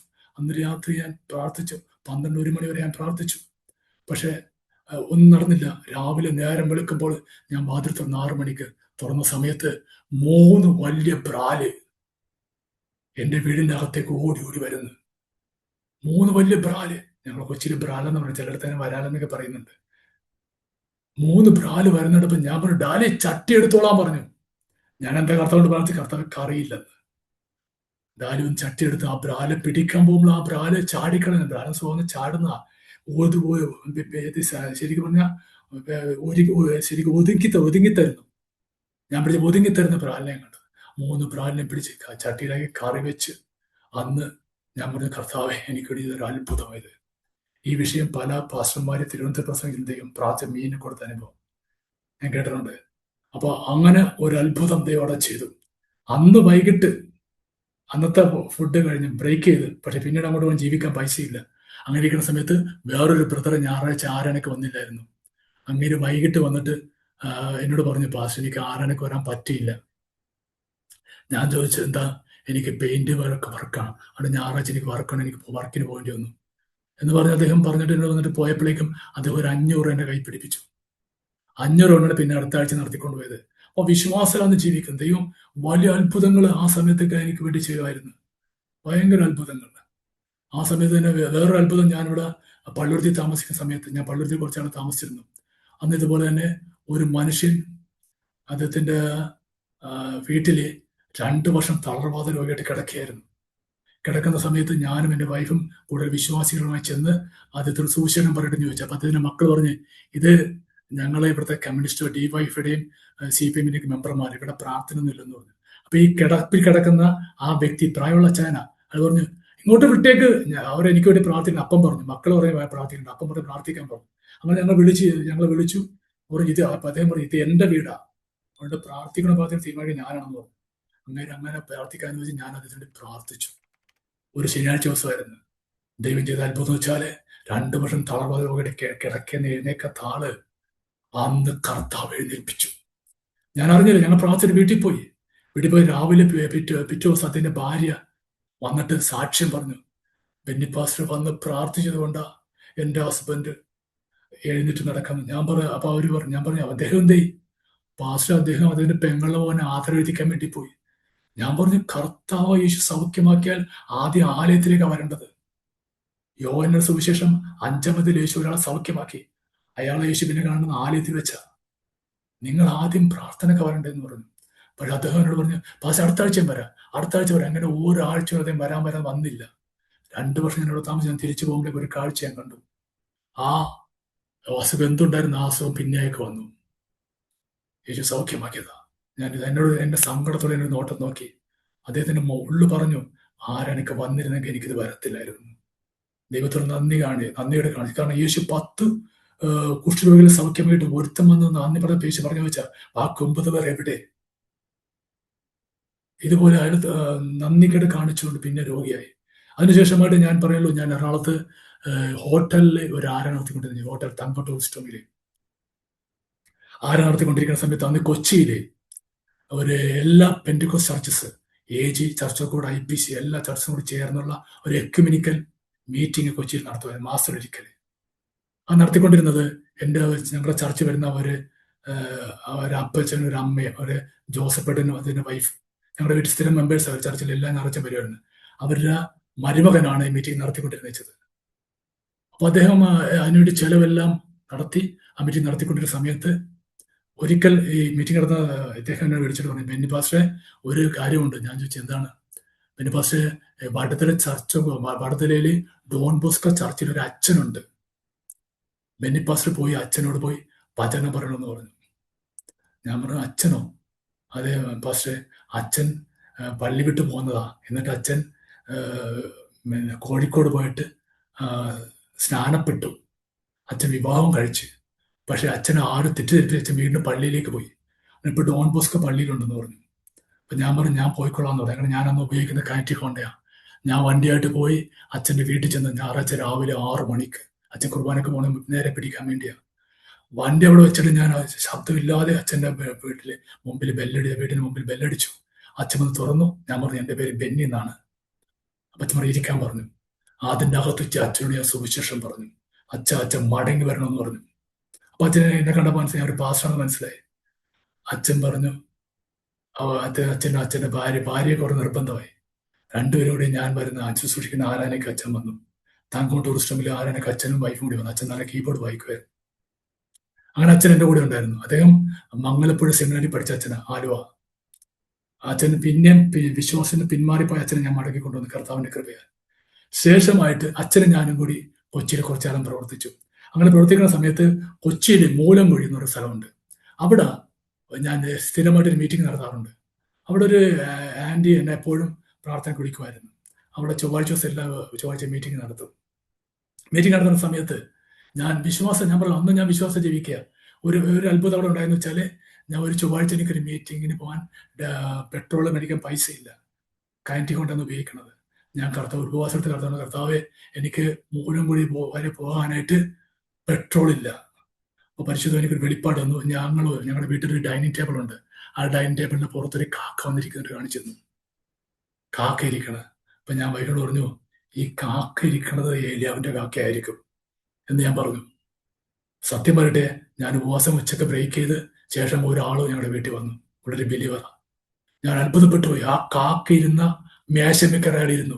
സാറിന് ഒരാൾ വന്ന് ഞങ്ങൾക്ക് ഇരിക്കുന്ന കസേരയൊക്കെ അവിടെ ഇരിക്കണ ഒരാൾ മേശമേക്കറായിരുന്നു. കാക്ക ഇരുന്നിടത്തിരുന്നു. ഇറങ്ങിയപ്പോഴേ ഒരു 500 എൻ്റെ കൈ വെച്ചു. 500 പെട്രോൾ ഞാൻ പ്രാർത്ഥനയ്ക്ക് പോയി ആ വീട്ടില്. അവിടെ ഞാൻ എല്ലാ ആഴ്ചയും മീറ്റിംഗ് നടത്തിക്കൊണ്ട സമയത്ത് ആ മീറ്റിംഗ് നടന്ന വീട്ടിന്റെ തൊട്ടിപ്പുറത്ത് ഒരു ചേച്ചിയുടെ വീടുണ്ട്. അവരാ ചേച്ചിയുടെ വീട്ടിലേക്ക് ഒരിക്കൽ അച്ഛനും ഞാനും കൂടി കടന്നുപോയി. പരിശുദ്ധവനോട് പറഞ്ഞു, ഈ വീട്ടില് ഒരു ബുദ്ധിമുട്ട് അനുഭവിക്കുന്ന വീടാ. അവര് കടം കയറിട്ട് നിൽക്കാൻ പറ്റാത്ത അവസ്ഥയാണ്. അങ്ങനെ ഇരിക്കുന്ന സമയത്ത് അവര് പറഞ്ഞു, അവർക്ക് ബോട്ടുകളുള്ള ഫാമിലിയാണ്.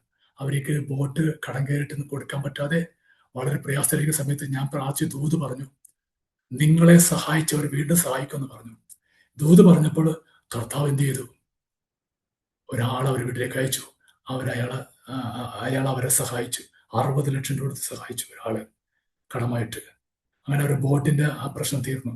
അപ്പൊ അവരുടെ മോനോട് സാക്ഷ്യം പറഞ്ഞിങ്ങനെ, പാസ്റ്റർ വന്നില്ലായിരുന്നെങ്കിൽ ഞാൻ ഫാനെ കെട്ടി തൂങ്ങി ചത്തേനെ. കാരണം പുറത്തിറങ്ങാൻ പറ്റാത്ത അവസ്ഥയായിരുന്നു, കടം കയറി. പിന്നെ അവർക്ക് നിർബന്ധിച്ച പാസ്റ്റർ ഞങ്ങളുടെ വീട്ടിൽ പ്രാർത്ഥന നടത്തണമെന്ന് പറഞ്ഞു. അങ്ങനെ ഞാൻ അവിടെയും പ്രാർത്ഥന നടത്തണം. അപ്പൊ ചേച്ചിയുടെ അനിയത്തിനും വീട്ടിൽ ഞാൻ പ്രാർത്ഥന നടത്താൻ തുടങ്ങിയ സമയത്ത് ഇവർ CSA ആരാനൊക്കെ പോകുന്ന പ്രാർത്ഥനയ്ക്ക് പോകുന്നില്ല, വിശ്വാസി വന്നിട്ടില്ല. മറ്റൊരു വിശ്വാസിയാ അവർ ചർച്ചക്കുള്ളിൽ ആരാനൊക്കെ പോകുന്നത്. അങ്ങനെ ഇവരെ വീട്ടിൽ പ്രാർത്ഥന നടന്നുകൊണ്ടിരിക്കുന്ന സമയത്ത് ഇവരുടെ CSI പള്ളിയിൽ ഇവർ കുർബാന നടന്നിരിക്കുന്ന സമയത്ത് ഇവിടുത്തെ അച്ചായന് പെട്ടെന്ന് കുർബാന സമയത്ത് സ്ട്രോക്കായി, പള്ളി വീണു, വായിന്ന് മൂക്കിൽ നിന്ന് ബ്ലഡ് വന്നു. ഇവിടുത്തെ അടുത്ത ഹോസ്പിറ്റലിൽ കൊണ്ടുപോയപ്പോൾ ഡോക്ടേഴ്സ് പറഞ്ഞു രക്ഷയില്ല, അറിയിക്കണവരെ അറിയിച്ചോളാൻ പറഞ്ഞു. അപ്പൊ ഇവരുടെ മക്കൾ 2 പേര് ദുബായിലുണ്ട്. അവരൊക്കെ ഞാൻ പ്രാർത്ഥിച്ച് ദൂത് പറഞ്ഞ് വിട്ടവരാ. ഞാൻ ദുബായി ചെന്നപ്പോൾ അവരാണ് എന്നെ താമസിച്ചത്, ദുബായിലും ഷാർജയിലേക്ക് അബുദാബിയിലും. അപ്പൊ ഞാൻ അന്ന് ഇവിടെ പ്രാർത്ഥിച്ചു, ഇദ്ദേഹത്തെ പ്രാർത്ഥിക്കണമെന്ന്. ഇവരുടെ അനിയത്തി വിശ്വാസി, അനിയത്തി പറഞ്ഞു ചേച്ചി ഹസ്ബൻഡിന് വേണ്ടി ബെന്നി പാസ്റ്റർ പ്രാർത്ഥിക്കട്ടെ എന്ന് വെച്ചു. അപ്പൊ അവരോട് ഞാൻ പ്രാർത്ഥിച്ചോളാൻ പറഞ്ഞു. പക്ഷെ അനിയത്തി ഒരു ക്രോസ് വെച്ചോടാ, ഹസ്ബൻഡ് സുഖമാകണേ നിങ്ങൾ സ്നാനപ്പെടുമെന്ന് ചോദിച്ചു. അപ്പൊ ചേച്ചി പറഞ്ഞു അവർ CSI പോവുക, അത് അവർ ആ സ്നാനപ്പെടാന്ന് പറഞ്ഞു. എങ്ങനെയെങ്കിലും സൗഖ്യമായെന്ന്. അപ്പൊ ഡോക്ടർമാരെ കൊണ്ടുപോയിക്കളാൻ പറഞ്ഞ കേസാണ്. സിമിത്തേരിക്ക് അവിടെ അന്വേഷിക്കാൻ തുടങ്ങി. ആ കേസാ. എന്നെ ICUലേക്ക് കൊണ്ടുപോയി. ഞാൻ ICU കയറി പ്രാർത്ഥിച്ചു. ഞാൻ വീട്ടിൽ നിന്ന് പ്രാർത്ഥിക്കാൻ തുടങ്ങി. വളരെ വളരെ പ്രാർത്ഥിച്ചു. അപ്പോഴും ഞാൻ കാണുന്ന ശവപ്പെട്ടിയാ. ഒരു ദിവസം രാത്രി മുഴുവൻ ഞാൻ ഉറക്കം നിന്ന് പ്രാർത്ഥിച്ചു ആ വ്യക്തിക്ക് വേണ്ടി. വെളുപ്പിനായപ്പോൾ 5 മണി പരിശുദ്ധവനോട് പറഞ്ഞു ഇയാള് ജീവിക്കുമെന്ന് പറഞ്ഞു, മരിക്കത്തില്ലെന്ന് പറഞ്ഞു. ഞാൻ അദ്ദേഹത്തിന്റെ മരുമകളുടെ നാട്ടിലുണ്ട്. ഞാൻ മരുമകളെ വിളിച്ചിട്ട് പറഞ്ഞു സിസ്റ്ററെ നിങ്ങളുടെ അപ്പച്ചൻ മരിക്കത്തില്ലെന്ന് പറഞ്ഞു. അയ്യോ പാസ്റ്റർ, എന്റെ ഹസ്ബൻഡ് അനിയോടൊക്കെ വിളിച്ചു പറഞ്ഞു, അവര് നാട്ടിൽ വരാതിരിക്കണയാ. നമ്മൾ വിളിച്ചു വന്നോ, അമ്മയുടെ സ്നാനങ്ങളുടെ അവർ പോയിക്കോളൂന്ന് പറഞ്ഞു. അങ്ങനെ അന്ന് മുതൽ അയാൾ സൗഖ്യമായി. ഡോക്ടറിന് അത്ഭുതം. കാരണം 5 ദിവസം കൊണ്ട് 5 ദിവസമായപ്പോഴേക്ക് അദ്ദേഹം ഓടി നടക്കാൻ തുടങ്ങി ICU കിടന്ന്. അത് ഈ അത്ഭുതം കൊണ്ട് അവർ വേറൊരു പാർട്ടിയുടെ എന്നെ പ്രാർത്ഥിക്കാൻ വിളിച്ചിട്ട് പോയി. അങ്ങനെ അയാൾ സൗഖ്യമായിട്ട് വീണ്ടും 10 വർഷത്തോളം ജീവിച്ചെന്ന് എൻ്റെ ഓർമ്മ. അതിന്റെ ഭാര്യയെ ന്യൂവിന്റെ ചർച്ചിൽ അവരുടെ മക്കളെ മുമ്പിൽ ഞാൻ സ്ഥാനപ്പെടുത്തി. ഈ സൗഖ്യം അവർ സ്ഥാനപ്പെടാൻ പറഞ്ഞത്. അങ്ങനെ അവിടെ വിശ്വാസ കുടുംബം വന്നു. അദ്ദേഹത്തെ സ്ഥാനപ്പെടുത്തി ഞാൻ ദുബായിൽ ഷാർജ ശുശ്രൂഷിക്കുന്ന ഒരു സാബു പാസ്റ്റർ ഉണ്ടായിരുന്നു. അതാണ് അവരെ സ്ഥാനപ്പെടുത്തിയത്. അങ്ങനെ ശുശ്രൂഷകൾ എല്ലാം ഭംഗിയായിട്ട് മുന്നോട്ട് പോയിക്കൊണ്ടിരിക്കുക. ദൈവകൃപയാൽ ഞാൻ പറയട്ടെ, അത് ദൈവം പോകുന്നിടത്തൊക്കെ ഇന്നും ഓരോരോ അത്ഭുതങ്ങൾ ദൈവം ചെയ്യുന്നുണ്ട്. കർത്താവ് ചെയ്യുന്ന അവന്റെ മഹത്വത്തിനായിട്ട് ചെയ്യുന്ന അത്ഭുതങ്ങളാണ്. ഇന്നും എൻ്റെ വീട്ടിലും ഞാൻ പറഞ്ഞല്ലോ ഓരോ കാര്യങ്ങൾ ദൈവത്തിന്റെ അത്ഭുതങ്ങൾ ഞാൻ കണ്ടു ജീവിക്കണം. ദൈവം വൻ കാര്യങ്ങൾ എൻ്റെ ശുശ്രൂഷയിലെ ദൈവം ചെയ്തെടുത്തിട്ടുണ്ട്. കർത്താവ് അന്നും ഇന്നും ഞാൻ പ്രാർത്ഥനയിൽ മുന്നോട്ട് പോകാൻ ആഗ്രഹിക്കണം. ദൈവം വലിയ കാര്യങ്ങൾ എനിക്ക് വേണ്ടി ചെയ്തിട്ടുണ്ട്. ഞാൻ പറഞ്ഞല്ലോ എൻ്റെ വീട്ടിൽ ഞാൻ ശുശ്രൂഷിക്കുന്ന സമയങ്ങളിലെ കല്യാണം പോലും, ഇനിയും വേറെ കല്യാണം പറ്റും. ദൈവം അത്ഭുതമായി നടത്തുന്ന കല്യാണങ്ങളാണ് അവരുടെ കല്യാണം. എൻ്റെ കല്യാണം ഞാൻ പറഞ്ഞല്ലോ ഒരു അത്ഭുതമായിരുന്നു. ഒരിക്കലും ഡാമിന്റെ പെങ്ങളെ കെട്ടുമെന്ന് ഞാൻ വിചാരിച്ചിട്ടില്ല. ദൈവം അത് വേണ്ട രീതിയിൽ നടത്തി തന്നു. പിന്നെ ദൈവാത്മാവ് ഇന്ന് വരെയും കൃപയാല് അത് വേറൊരു ദൈവ അനുഭവം ഞാൻ പറയുന്നത്, ഞാനൊരു വീട്ടിൽ താമസിച്ചു കഴിഞ്ഞാല് അടുത്ത വീട് ഞാൻ വാടക മാറി അടുത്ത വീട്ടിലേക്ക് പോകുന്നതിന് മുമ്പ് തലേദിവസം എനിക്ക് ആ വീട് കാണിച്ചുതരും ദൈവം. ഞാൻ ചർച്ചയിൽ പറയും നിങ്ങൾ പോയി നോക്കിക്കോ, ഇന്ന സ്ഥലത്ത് ഈ വീടുണ്ടാവും, അവിടെ എന്നെ താമസിക്കുന്ന ദൈവം എന്നെ കാണിച്ചിട്ടുണ്ട്. അങ്ങനെ ഇന്നും കർത്താവ് യേശു ക്രിസ്തു ജീവിക്കുന്നു എന്ന ഒരു അത്ഭുതകരമായ സാക്ഷി എനിക്ക് പറയാനുണ്ട്. എൻ്റെ ശുശ്രൂഷയിൽ അത് അത്ഭുതമായി പലതും ദൈവം അനവധി കാര്യങ്ങൾ ദൈവം ചെയ്തിട്ടുണ്ടെല്ലാം ഞാൻ ഓർക്കുന്നില്ല. ദൈവം ഇന്നും ജീവിക്കുന്നു. അങ്ങനെ ഒരു സാക്ഷ്യമാണ് എനിക്ക് തന്നത്. ശേഷമായിട്ട് ഞാൻ വിശ്വാസം സ്ഥാനപ്പെടുത്തി എൻ്റെ അമ്മയും കൂടി വിശ്വാസി വന്നു. എൻ്റെ അമ്മയെ പാസ്റ്റർ ഡാമിൻ സ്ഥാനപ്പെടുത്തി. എൻ്റെ അമ്മയും വിശ്വാസത്തിലാണ്. ഈ ഇടയ്ക്ക് അമ്മയും നിത്യയിലേക്ക് ചേർക്കപ്പെട്ടു. എൻ്റെ ഫാദർ ഉണ്ടായിരുന്നു, അദ്ദേഹം വിശ്വാസി വന്നില്ല. അദ്ദേഹത്തിന് ഞാൻ പറയുമായിരുന്നു അപ്പച്ചൻ വിശ്വാസി വരണം, എൻ്റെ കൂടെ താമസിക്കണം. അപ്പൊ അപ്പച്ചൻ പറയും, എടാ നീ പറഞ്ഞ സത്യമാണ്, പക്ഷെ ഞാൻ നിന്റെ അടുക്ക വന്നാലേ മറ്റു മക്കളാരും എന്നെ കാണാൻ അവർ വരത്തില്ല. ഞാൻ പറഞ്ഞു അപ്പച്ചനെ നോക്കണ്ട, എൻ്റെ കൂടെ വന്നാൽ അപ്പച്ചന് നിത്യജീവൻ യേശു തരുമെന്ന് പറഞ്ഞു. അപ്പച്ചനൊരു കമ്മ്യൂണിസ്റ്റ് പാരമ്പര്യത്തെ നിൽക്കുന്ന ആളാ. പക്ഷെ അപ്പച്ചന് എന്തോ ലാസ്റ്റ് വരെ ഞാൻ അപ്പച്ചനോട് പ്രാർത്ഥിച്ചു, അപ്പച്ചനോട് വചനം പറഞ്ഞു, അപ്പച്ചൻ കേട്ടില്ല. 4 ചേട്ടന്മാരും ഉണ്ട്. ഇന്ന് ഞാൻ അവർക്ക് വേണ്ടി പ്രാർത്ഥിച്ചുകൊണ്ടിരിക്കുക. ഒരു പെങ്ങളുണ്ട്. ആ ഒരു സംഭവം ഞാൻ പറയാൻ ആഗ്രഹിക്കുകയാണ്. എൻ്റെ കല്യാണം എൻ്റെ വീട്ടിൽ നടന്നപ്പോൾ എനിക്ക് അവരുടെ 2 ചേട്ടന്മാരും ഒരു പെങ്ങളും കല്യാണം കഴിഞ്ഞ് വീട്ടിൽ നിൽക്കുകയാണ്. അപ്പം എൻ്റെ കല്യാണം കഴിഞ്ഞപ്പോഴേക്കും എൻ്റെ വീട്ടിലെ ഒരു വലിയ കെട്ട് ദൈവം പൊട്ടിച്ചു. കാരണം എൻ്റെ വീട്ടിൽ കല്യാണപ്പന്തൽ വീഴത്തില്ലെന്നുള്ള ഒരു സംഭവം എൻ്റെ അവിടെ ഉണ്ടായിരുന്നു. അങ്ങനെ ഇരിക്കുമ്പോഴാണ് ഞാൻ ഉപവാസം പ്രാർത്ഥിച്ച് കർത്താവ് ആ കെട്ടഴിച്ചത്. അന്ന് എൻ്റെ അമ്മ ഇവിടെ മട്ടാഞ്ചേരിയിൽ ഈ ഭ്രാന്തം കുരിച്ചെന്നൊരു അങ്ങേരുണ്ട്, ഒരു വ്യക്തിയുണ്ട്. ഈ ഭ്രാന്തം കുരിശ് എന്ന് അറിയപ്പെടുന്ന ഒരു കുരിശാണ്. അവിടെ ഈ ഭ്രാന്ത് വന്നവരൊക്കെ അവിടെ പോയി പ്രാർത്ഥിക്കൂ, അങ്ങനെയൊക്കെയാണ് അത് അറിയപ്പെടുന്നത്. കൊച്ചിയിൽ ആട് ചോദിച്ചാൽ അറിയാൻ പറ്റും ഭ്രാന്തം കുരിച്ചവിടെ മട്ടാഞ്ചേരിയില. അപ്പൊ എൻ്റെ അമ്മയും എൻ്റെ അമ്മയുടെ അനിയത്തിയും സ്ഥിരമായിട്ട് അവിടെ പോകുമായിരുന്നു. എന്നെയും കൊണ്ടുപോയിട്ടുണ്ട്. അപ്പൊ നേരത്തെ വിശ്വാസം വരുന്നതിന് മുമ്പ്. അപ്പൊ അവിടെ പോകുന്ന സമയത്ത് അമ്മയുടെ പ്രാർത്ഥന എന്ന് പറയുമ്പോൾ അമ്മക്ക് ഞാൻ പറഞ്ഞല്ലോ, എനിക്ക് എന്നെ കൂടെ 2 ചേട്ടന്മാരും കല്യാണം കഴിയാൻ നിൽക്കണയാ, ഒരു പെങ്ങളോ നിൽക്കണയാ. അങ്ങനെ നിൽക്കുന്ന സമയത്ത് അമ്മ അവിടെ പോയി പ്രാർത്ഥിക്കുന്ന വിഷയത്തെ കല്യാണ വിഷയം. അങ്ങനെ വന്നപ്പോൾ ഞാൻ പ്രാർത്ഥിച്ച് എൻ്റെ കല്യാണം നടന്നപ്പോൾ എൻ്റെ പെങ്ങളുടെ കല്യാണം ആലോചിക്കാൻ തുടങ്ങി. ഞാനത് നിശ്ചയിച്ചെടുത്തു. അങ്ങനെ എൻ്റെ കല്യാണം നടന്ന അതേ വർഷം എൻ്റെ ഒരു ചേട്ടൻ്റെ പെങ്ങളെ കല്യാണം നടന്നു. പെങ്ങള് കത്തോലിക്ക സഭയിൽ നിൽക്കുന്ന പെണ്ണുങ്ങൾ എന്നോട് പറഞ്ഞത് ബെന്നിയുടെ പ്രാർത്ഥന കൊണ്ടാണ് എൻ്റെ കല്യാണം നടന്നതെന്ന് അവളെ സാക്ഷ്യം പറഞ്ഞു. എൻ്റെ ഇളയ പെങ്ങള്, അത് ഞാനിപ്പോഴും ഓർക്കുന്നു. അവളുടെ കല്യാണം നടന്നു. എൻ്റെ കല്യാണം ആ കെട്ടങ്ങോട്ട് കഴിഞ്ഞു. പിന്നെ മൂത്ത ചേട്ടൻ്റെ കല്യാണം കഴിഞ്ഞു. അതേ 36 വയസ്സുണ്ടാകുന്ന അദ്ദേഹത്തിന്. അപ്പോഴും എൻ്റെ 2ാമത്തെ ചേട്ടനാ, അദ്ദേഹം നേവിയിൽ നല്ല ഉദ്യോഗസ്ഥനാ, RPO എന്ന് പറയും, നേവൽ പോലീസിലാ. എന്നിട്ട് അദ്ദേഹത്തിന്റെ കല്യാണം നടക്കാതെ ഇങ്ങനെ കെട്ടി ആ കെട്ടെല്ലാം ദൈവം അഴിച്ചു. പക്ഷെ അവരെല്ലാം പാരമ്പര്യം നിൽക്കുന്നു. അമ്മ വിശ്വാസം ഒന്ന് സ്നാനപ്പെട്ടു. എനിക്കൊരു ആത്മാവിനെ ദൈവം തന്നു. ഇനി 4 ചേട്ടന്മാരുണ്ട്. ഒരു പെങ്ങളുടെ മൂത്ത ആൾ ഞാൻ പറഞ്ഞല്ലോ, അദ്ദേഹം ആർമിയിൽ നിന്നതിന് ശേഷം എക്സൈസിലേക്ക് വന്നു. എക്സൈസ് സർക്കിൾ ഇൻസ്പെക്ടറായിട്ട് പുള്ളി റിട്ടയർ ചെയ്തു. 2ാമത്തെ എൻ്റെ ഇളയ ചേട്ടൻ പുള്ളി കോടതി പ്രിൻസിപ്പാളായിരുന്നു, ഡയറക്ടറായിട്ട് പുള്ളി റിട്ടയർ ചെയ്തു. 3ാമത്തെ ചേട്ടൻ നേവൽ പോലീസിൽ നിന്ന് മാറിയിട്ട് ഇവിടെ വന്നു വർക്ക് ചെയ്തു. നമ്മുടെ കൊച്ചിൻ റിഫൈനറി വർക്ക് ചെയ്തു. പുള്ളി ബോംബിൽ നിന്ന് റിട്ടയർ ചെയ്തു. 4ാമത്തെ ചേട്ടൻ ഇപ്പോൾ ഓസ്ട്രേലിയയിലാണ്. ഞാൻ പറയുന്നത് എൻ്റെ വീട്ടിലെ എൻ്റെ യേശു മുഖാന്തരം വലിയ അത്ഭുതങ്ങൾ ദൈവം ചെയ്തു. അതെനിക്ക് പറയാൻ സാധിക്കും. നാട്ടുകാർക്ക് ഈ സാക്ഷ്യം അറിയാം, എൻ്റെ നാട്ടുകാർക്ക്. കാരണം അവരെ കൺമുമ്പിൽ ഇതൊക്കെ നടക്കുന്നത്. കാരണം ആരും പറഞ്ഞു, കാരണം കല്യാണം നടക്കാത്ത എൻ്റെ വീട്ടിൽ 1 വർഷം 1994 ഡിസംബറിൽ എൻ്റെ കല്യാണം നടന്നു. 1995 മെയ്യിൽ എൻ്റെ പെങ്ങളുടെ കല്യാണം നടക്കുന്നു. 1995 സെപ്റ്റംബറിൽ എൻ്റെ ചേട്ടൻ്റെ കല്യാണം നടക്കുന്നു. ഭയങ്കര മിറക്കിളാ കർത്താവ് ചെയ്തത്. ദൈവം അന്നും ഇന്നും അത്ഭുതങ്ങൾ ചെയ്തുകൊണ്ടിരിക്കുന്ന ദൈവമാണ്. ദൈവത്തിന്റെ പ്രവൃത്തി ഇന്ന് ഞാൻ മനസ്സിലാക്കുന്നു. അതുകൊണ്ട് ഞാനിവിടെ നിർത്താൻ ആഗ്രഹിക്കുകയാണ്. കർത്താവിന്റെ കൃപയാൽ ഞാനിവിടെ ഇപ്പോൾ പാലരുടെ കണ്ണൂരിനടുത്തായിട്ട് താമസിക്കുന്നു, സ്റ്റേഡിയത്തിനടുത്തായിട്ട് താമസിക്കുന്നു. ഒരു ഇംഗ്ലീഷ് വർഷിപ്പ് അവിടെ ഞാൻ നടത്തിക്കൊണ്ടിരിക്കുന്നത്. ദൈവം ഓരോ പ്രാർത്ഥനയ്ക്കും മറുപടി തന്നുകൊണ്ടിരിക്കുന്നു. എത്ര നേരം ഞാൻ പറയുന്ന ആ സാക്ഷ്യം കേട്ട് എല്ലാ പ്രേക്ഷകരോടും എനിക്ക് വളരെ നന്ദിയുണ്ട്. ഞാൻ നിങ്ങൾക്ക് വേണ്ടി പ്രാർത്ഥിക്കാം. പരിശുദ്ധനായ വാഴ്ത്തപ്പെട്ട പിതാവേ, പരിശുദ്ധനാഥ, നീ എൻ്റെ ജീവിതത്തിൽ ചെയ്ത കാര്യങ്ങൾ ഒന്നും കുറയാതെ തുറന്നു പറയാൻ പരിശുദ്ധമാവൻ എന്നെ സഹായിച്ചതിന് നന്ദി പറയുന്നു. ഇത് കേൾക്കുന്ന ജീവിതങ്ങൾ യേശു ആരാണെന്ന് അറിയാനും അവനെ സ്വീകരിപ്പാനും നിത്യശിക്ഷാവിൽ നിന്ന് മോചിക്കപ്പെടുവാനും, ഇതുപോലെ കല്യാണം നടക്കാത്ത ആരെങ്കിലും ഉണ്ടെങ്കിൽ അവരുടെ കല്യാണം നടക്കാൻ, അവരുടെ ജീവിതത്തിൽ അത്ഭുതങ്ങൾ നടക്കാൻ, ബിസിനസ്സിൽ ബുദ്ധിമുട്ടുള്ളവർ ബിസിനസ് നടക്കാൻ, ജോലിയില്ലാത്തവർക്ക് ജോലി കിട്ടുവാൻ, ഇങ്ങനെ അത്ഭുതങ്ങളെല്ലാം എൻ്റെ ജീവിതത്തിൽ ചെയ്ത കർത്താവ് അവരുടെ ജീവിതത്തിൽ ചെയ്ത നീ മതിയാവനാണ് യേശു കർത്താവെ.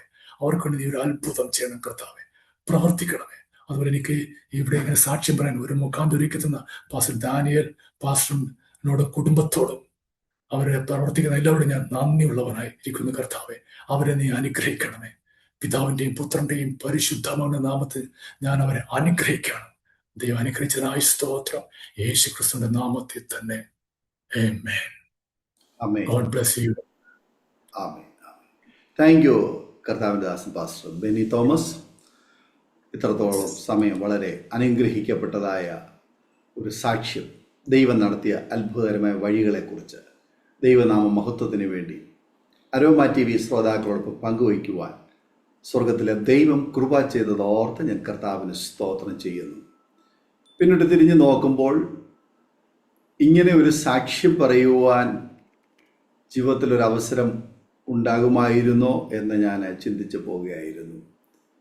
ഒരു പക്ഷെങ്കിൽ ഏതെങ്കിലും ഒരു ഗവൺമെൻറ് ഡിപ്പാർട്ട്മെൻറ്റിലെ ഒരു ഉദ്യോഗസ്ഥനായിട്ട് സർവീസിൽ നിന്ന് വിരമിക്കേണ്ടുന്ന ഒരു പ്രായത്തിൽ അതിൻ്റെ തിരക്കുകളുടെ നടുവിൽ ആ ഒരു നിലവാരത്തിൽ ഒരു ജീവിതം നയിക്കുന്ന ഒരു വ്യക്തി ആയി തീരുമായിരുന്ന സ്ഥാനത്ത് നിന്ന്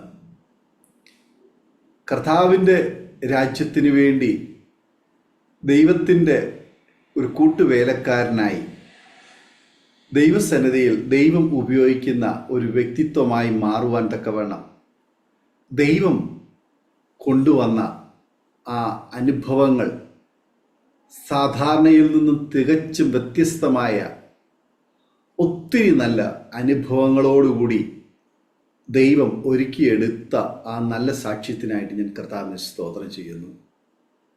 ഒരുപാട് മേഖലകളിൽ പരീക്ഷകൾ എഴുതി പാസ്സായി. എന്നാൽ അവിടെ എങ്ങും യോഗ്യത അനുസരിച്ചും ക്വാളിഫിക്കേഷൻ അനുസരിച്ചും ലഭിച്ചതായ അംഗീകാരങ്ങൾ അനുസരിച്ചും ഒരു പദവി ലഭിച്ചില്ല. അപ്പോൾ ജീവിതത്തിൽ സ്വാഭാവികമായിട്ട് ഉണ്ടാകുന്ന നിരാശ,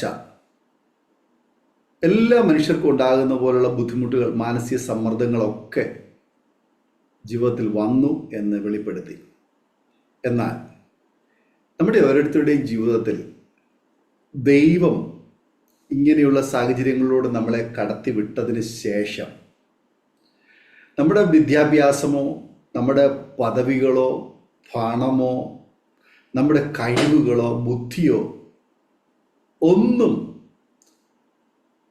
പ്രായോഗിക ജീവിതത്തിൽ ദൈവത്തിൻ്റെ മുൻപാകെ യാതൊരു പ്രസക്തിയുമില്ല എന്ന് നമ്മെ ബോധ്യപ്പെടുത്തിയതിന് ശേഷം, അഥവാ നമ്മെ ഒരു സീറോ ആക്കി നമ്മുടെ ചിന്താഗതി, നമ്മുടെ കാഴ്ചപ്പാടിനെ മാറ്റിയ ശേഷം നാം ഒരു ശൂന്യതയിലേക്ക് നമ്മളെ കൊണ്ടുവന്നു. ഒന്നുമില്ലാത്ത ഒരനുഭവം. തിരുവെഴുത്തുകൾ കൊരിന്ത്യർക്ക് എഴുതിയ ലേഖനത്തിൽ പൗലോസ് അപ്പോസ്തലൻ പറയുന്ന ഒരു വേദഭാഗം ഇങ്ങനെയാണ്: എൻ്റെ ബലഹീനതയിൽ തികഞ്ഞു വരുന്ന ദൈവശക്തി. നമ്മുടെ കഴിവിലല്ല ദൈവത്തിൻ്റെ ശക്തി വെളിപ്പെട്ട് വരുന്നത്, നമ്മുടെ കഴിവുകേടുകളിലാണ്, നമ്മുടെ ബലഹീനതകളാണ്. ഇന്ന് ദൈവസന്നിധിയിൽ ഒരു സാക്ഷ്യം പറയുവാൻ, കർത്താവിൻ്റെ രാജ്യത്തിൽ ഒരു ശുശ്രൂഷക്കാരനായി നിൽക്കുവാൻ തക്കവണ്ണം നമുക്ക് എന്തെങ്കിലും ഒരു യോഗ്യതയുണ്ടെങ്കിൽ ആ യോഗ്യത എന്ന് പറയുന്നത് നമ്മുടെ കഴിവുകേട്. ആ കഴിവുകേട് നമ്മൾ എന്ന് അഡ്മിറ്റ് ചെയ്യുന്നോ, അഥവാ നമ്മൾ സമ്മതിക്കുന്നുവോ, അന്ന് നാം ദൈവസന്നിധിയിൽ ദൈവരാജ്യത്തിന് വേണ്ടി പ്രയോജനപ്പെടുന്ന ഒരു വ്യക്തിയായി, കർത്താവിൻ്റെ രാജ്യത്തിൻ്റെ ഒരു ശുശ്രൂഷക്കാരനായി ദൈവം നമ്മളെ നിയോഗിക്കുവാൻ ഇടയാകും. പ്രിയ കർത്താവിൻ്റെ ദാസൻ ബെന്നി തോമസ് ജീവിതത്തിൽ പറഞ്ഞ ഓരോ സാക്ഷ്യവും ഓരോ അനുഭവങ്ങളും ദൈവം ഇന്ന് വ്യത്യസ്തമായ നിലകളിൽ അനേകരുടെ ജീവിതത്തിൽ അനുഗ്രഹത്തിന് കാരണമായി തീരുവാൻ തക്കവണ്ണം ദൈവം കൊണ്ടുവന്ന ആ വഴികൾക്കായിട്ട് ഞാൻ കർത്താവിനെ സ്തോത്രം ചെയ്യുന്നു. ഈ സാക്ഷ്യം ഒരുപാട് പ്രേക്ഷകർക്ക് അനുഗ്രഹമായി തീരുമെന്ന് ഞാൻ വിശ്വസിക്കുക. ഒരുപാട് പേരുടെ ജീവിതത്തിലേക്ക് തിരിഞ്ഞു നോക്കുമ്പോൾ ഇതുപോലെയുള്ള സമാന ജീവിതാനുഭവങ്ങളിലൂടെ കടന്നു പോകുന്ന പ്രിയപ്പെട്ടവർ ഒരുപക്ഷെ ഞങ്ങളെ കേൾക്കുന്നുണ്ടാവാം. നിങ്ങളുടെ ഓരോരുത്തരുടെയും ജീവിതത്തിലെ ഈ സാക്ഷ്യം ഒരു അനുഗ്രഹമായി തീരുമെന്ന് വിശ്വസിക്കുന്നു. പ്രിയ കർത്താവിൻ്റെ ദാസനെ, കുടുംബത്തെ, ശുശ്രൂഷ മണ്ഡലങ്ങളെ ദൈവം അനുഗ്രഹിക്കട്ടെ. ഇത്രത്തോളം സമയം, വിലപ്പെട്ട സമയം വേർതിരിച്ച് സാക്ഷ്യം പങ്കുവയ്ക്കുവാൻ അരോമ TV ശ്രോതാക്കളോടൊപ്പം സമയം വേർതിരിച്ചതിന് കർത്താവിൻ്റെ ദാസനോടതായ നന്ദി, സ്നേഹം, കടപ്പാട് അറിയിക്കുന്നു. കർത്താവ് ധാരാളം അനുഗ്രഹിക്കട്ടെ. പ്രേക്ഷകർക്ക് ഈ സാക്ഷ്യം അനുഗ്രഹമായി തീർന്നുവെങ്കിൽ തീർച്ചയായിട്ടും നിങ്ങളുടെ പ്രിയപ്പെട്ടവർക്ക്, സുഹൃത്തുക്കൾക്ക് നിങ്ങൾ ഷെയർ ചെയ്ത് കൊടുക്കണം. നിങ്ങളുടെ വലിയ അഭിപ്രായങ്ങളും നിർദ്ദേശങ്ങളും കമൻറ്റ് ബോക്സിൽ രേഖപ്പെടുത്താൻ മറക്കരുത്. നിങ്ങൾക്കൊരു പ്രാർത്ഥനാ വിഷയമുണ്ട്, ഞങ്ങളുമായി പങ്കുവയ്ക്കുവാൻ നിങ്ങൾ ആഗ്രഹിക്കുന്നുവെങ്കിൽ സ്ക്രീനിൽ കാണുന്ന വാട്സപ്പ് നമ്പറിൽ ഞങ്ങളെ അറിയിച്ചാൽ ഞങ്ങൾ നിങ്ങൾക്ക് വേണ്ടി പ്രാർത്ഥിക്കുന്നു. സാക്ഷി പറഞ്ഞ പ്രിയപ്പെട്ടവരോടൊപ്പം എല്ലാ തിങ്കളാഴ്ചയും രാത്രി 8:30 മണി മുതൽ ഓൺലൈനിലൂടെ നടക്കുന്ന പ്രാർത്ഥനാ കൂട്ടായ്മയിൽ നിങ്ങൾക്ക് പങ്കെടുക്കാവുന്നതാണ്. അടുത്ത അനുഗ്രഹിക്കപ്പെട്ട സാക്ഷ്യവും വചനചിന്തയുമായി വീണ്ടും കൂടി കാണുമ്പോഴേയും എല്ലാ പ്രിയപ്പെട്ടവർക്കും good bye. God bless you all. Amen. .com നല്ലൊരു വരനെ കണ്ടു. നമുക്കൊന്ന് നോക്കിയാലോ?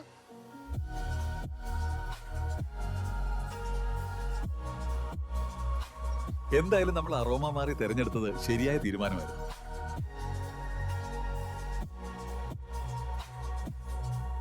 aromamary.com വെബ്സൈറ്റ് ആൻഡ് മൊബൈൽ ആപ്ലിക്കേഷനിലൂടെ ജീവിത പങ്കാളിയെ കണ്ടെത്തൂ. രജിസ്ട്രേഷൻ തികച്ചും സൗജന്യം.